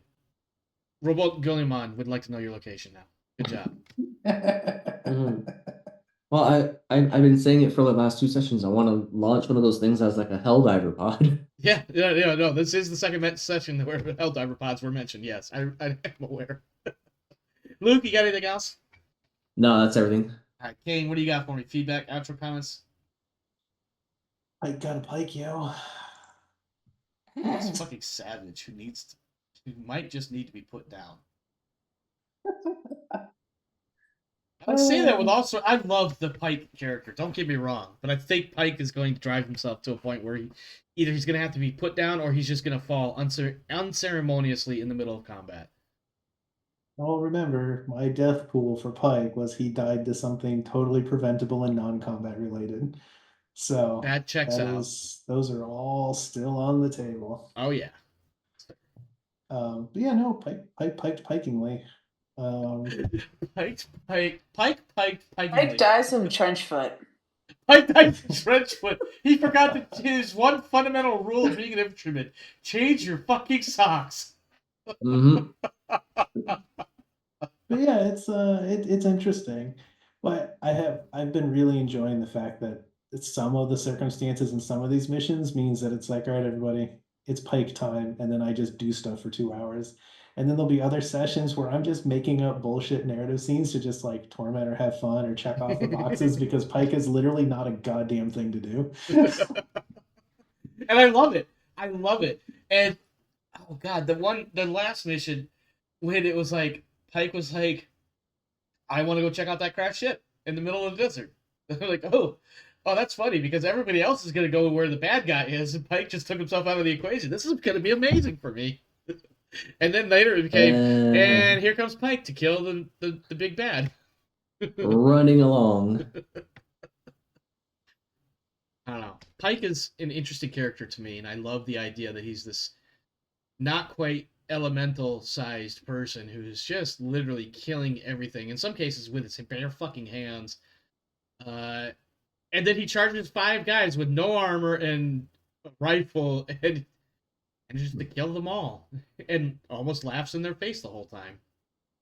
I think is interesting. It hasn't really come to fruition yet, but there is actually a lot going on for Pike right now.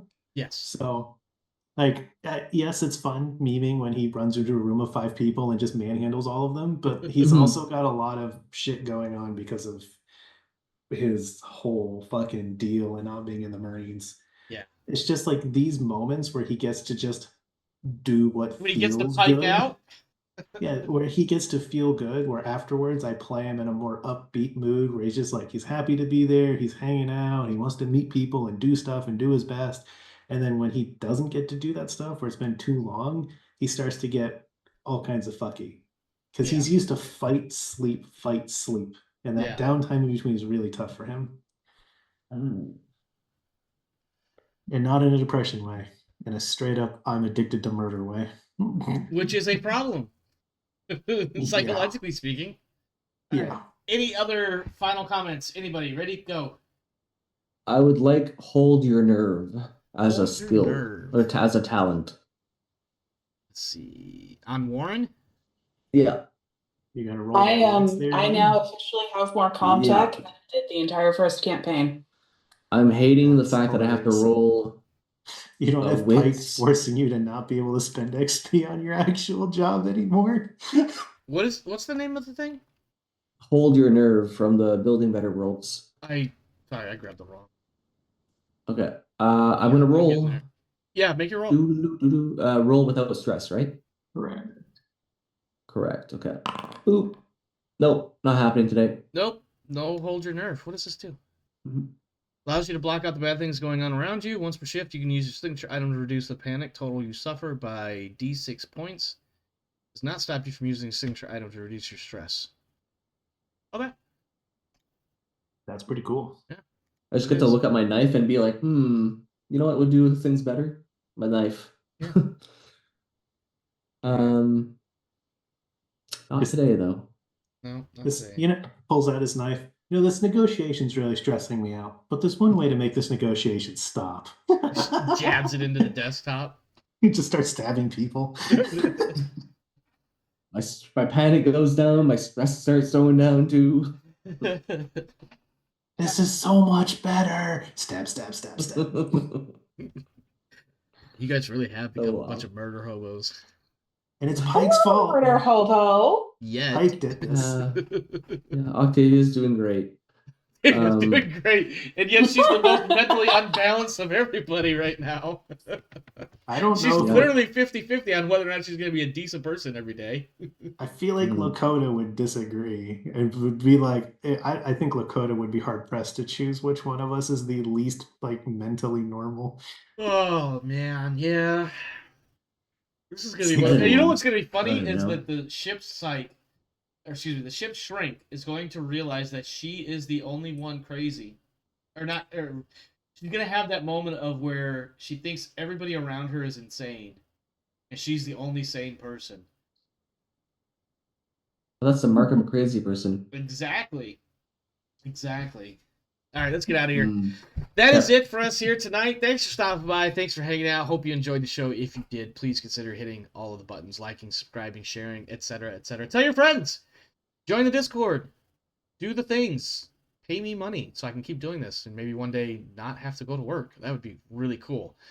That said, not in the real though. I hope you enjoyed the show. Stick around. We'll have some more next week, maybe. Hopefully. Because, real life is a thing. Speaking of real life, stay safe out there, my friends. This world is a crazy dark place. So make sure you're doing what you got to do to take care of you and yours. As for me and mine, we're out of here. See you next time. Have a good one.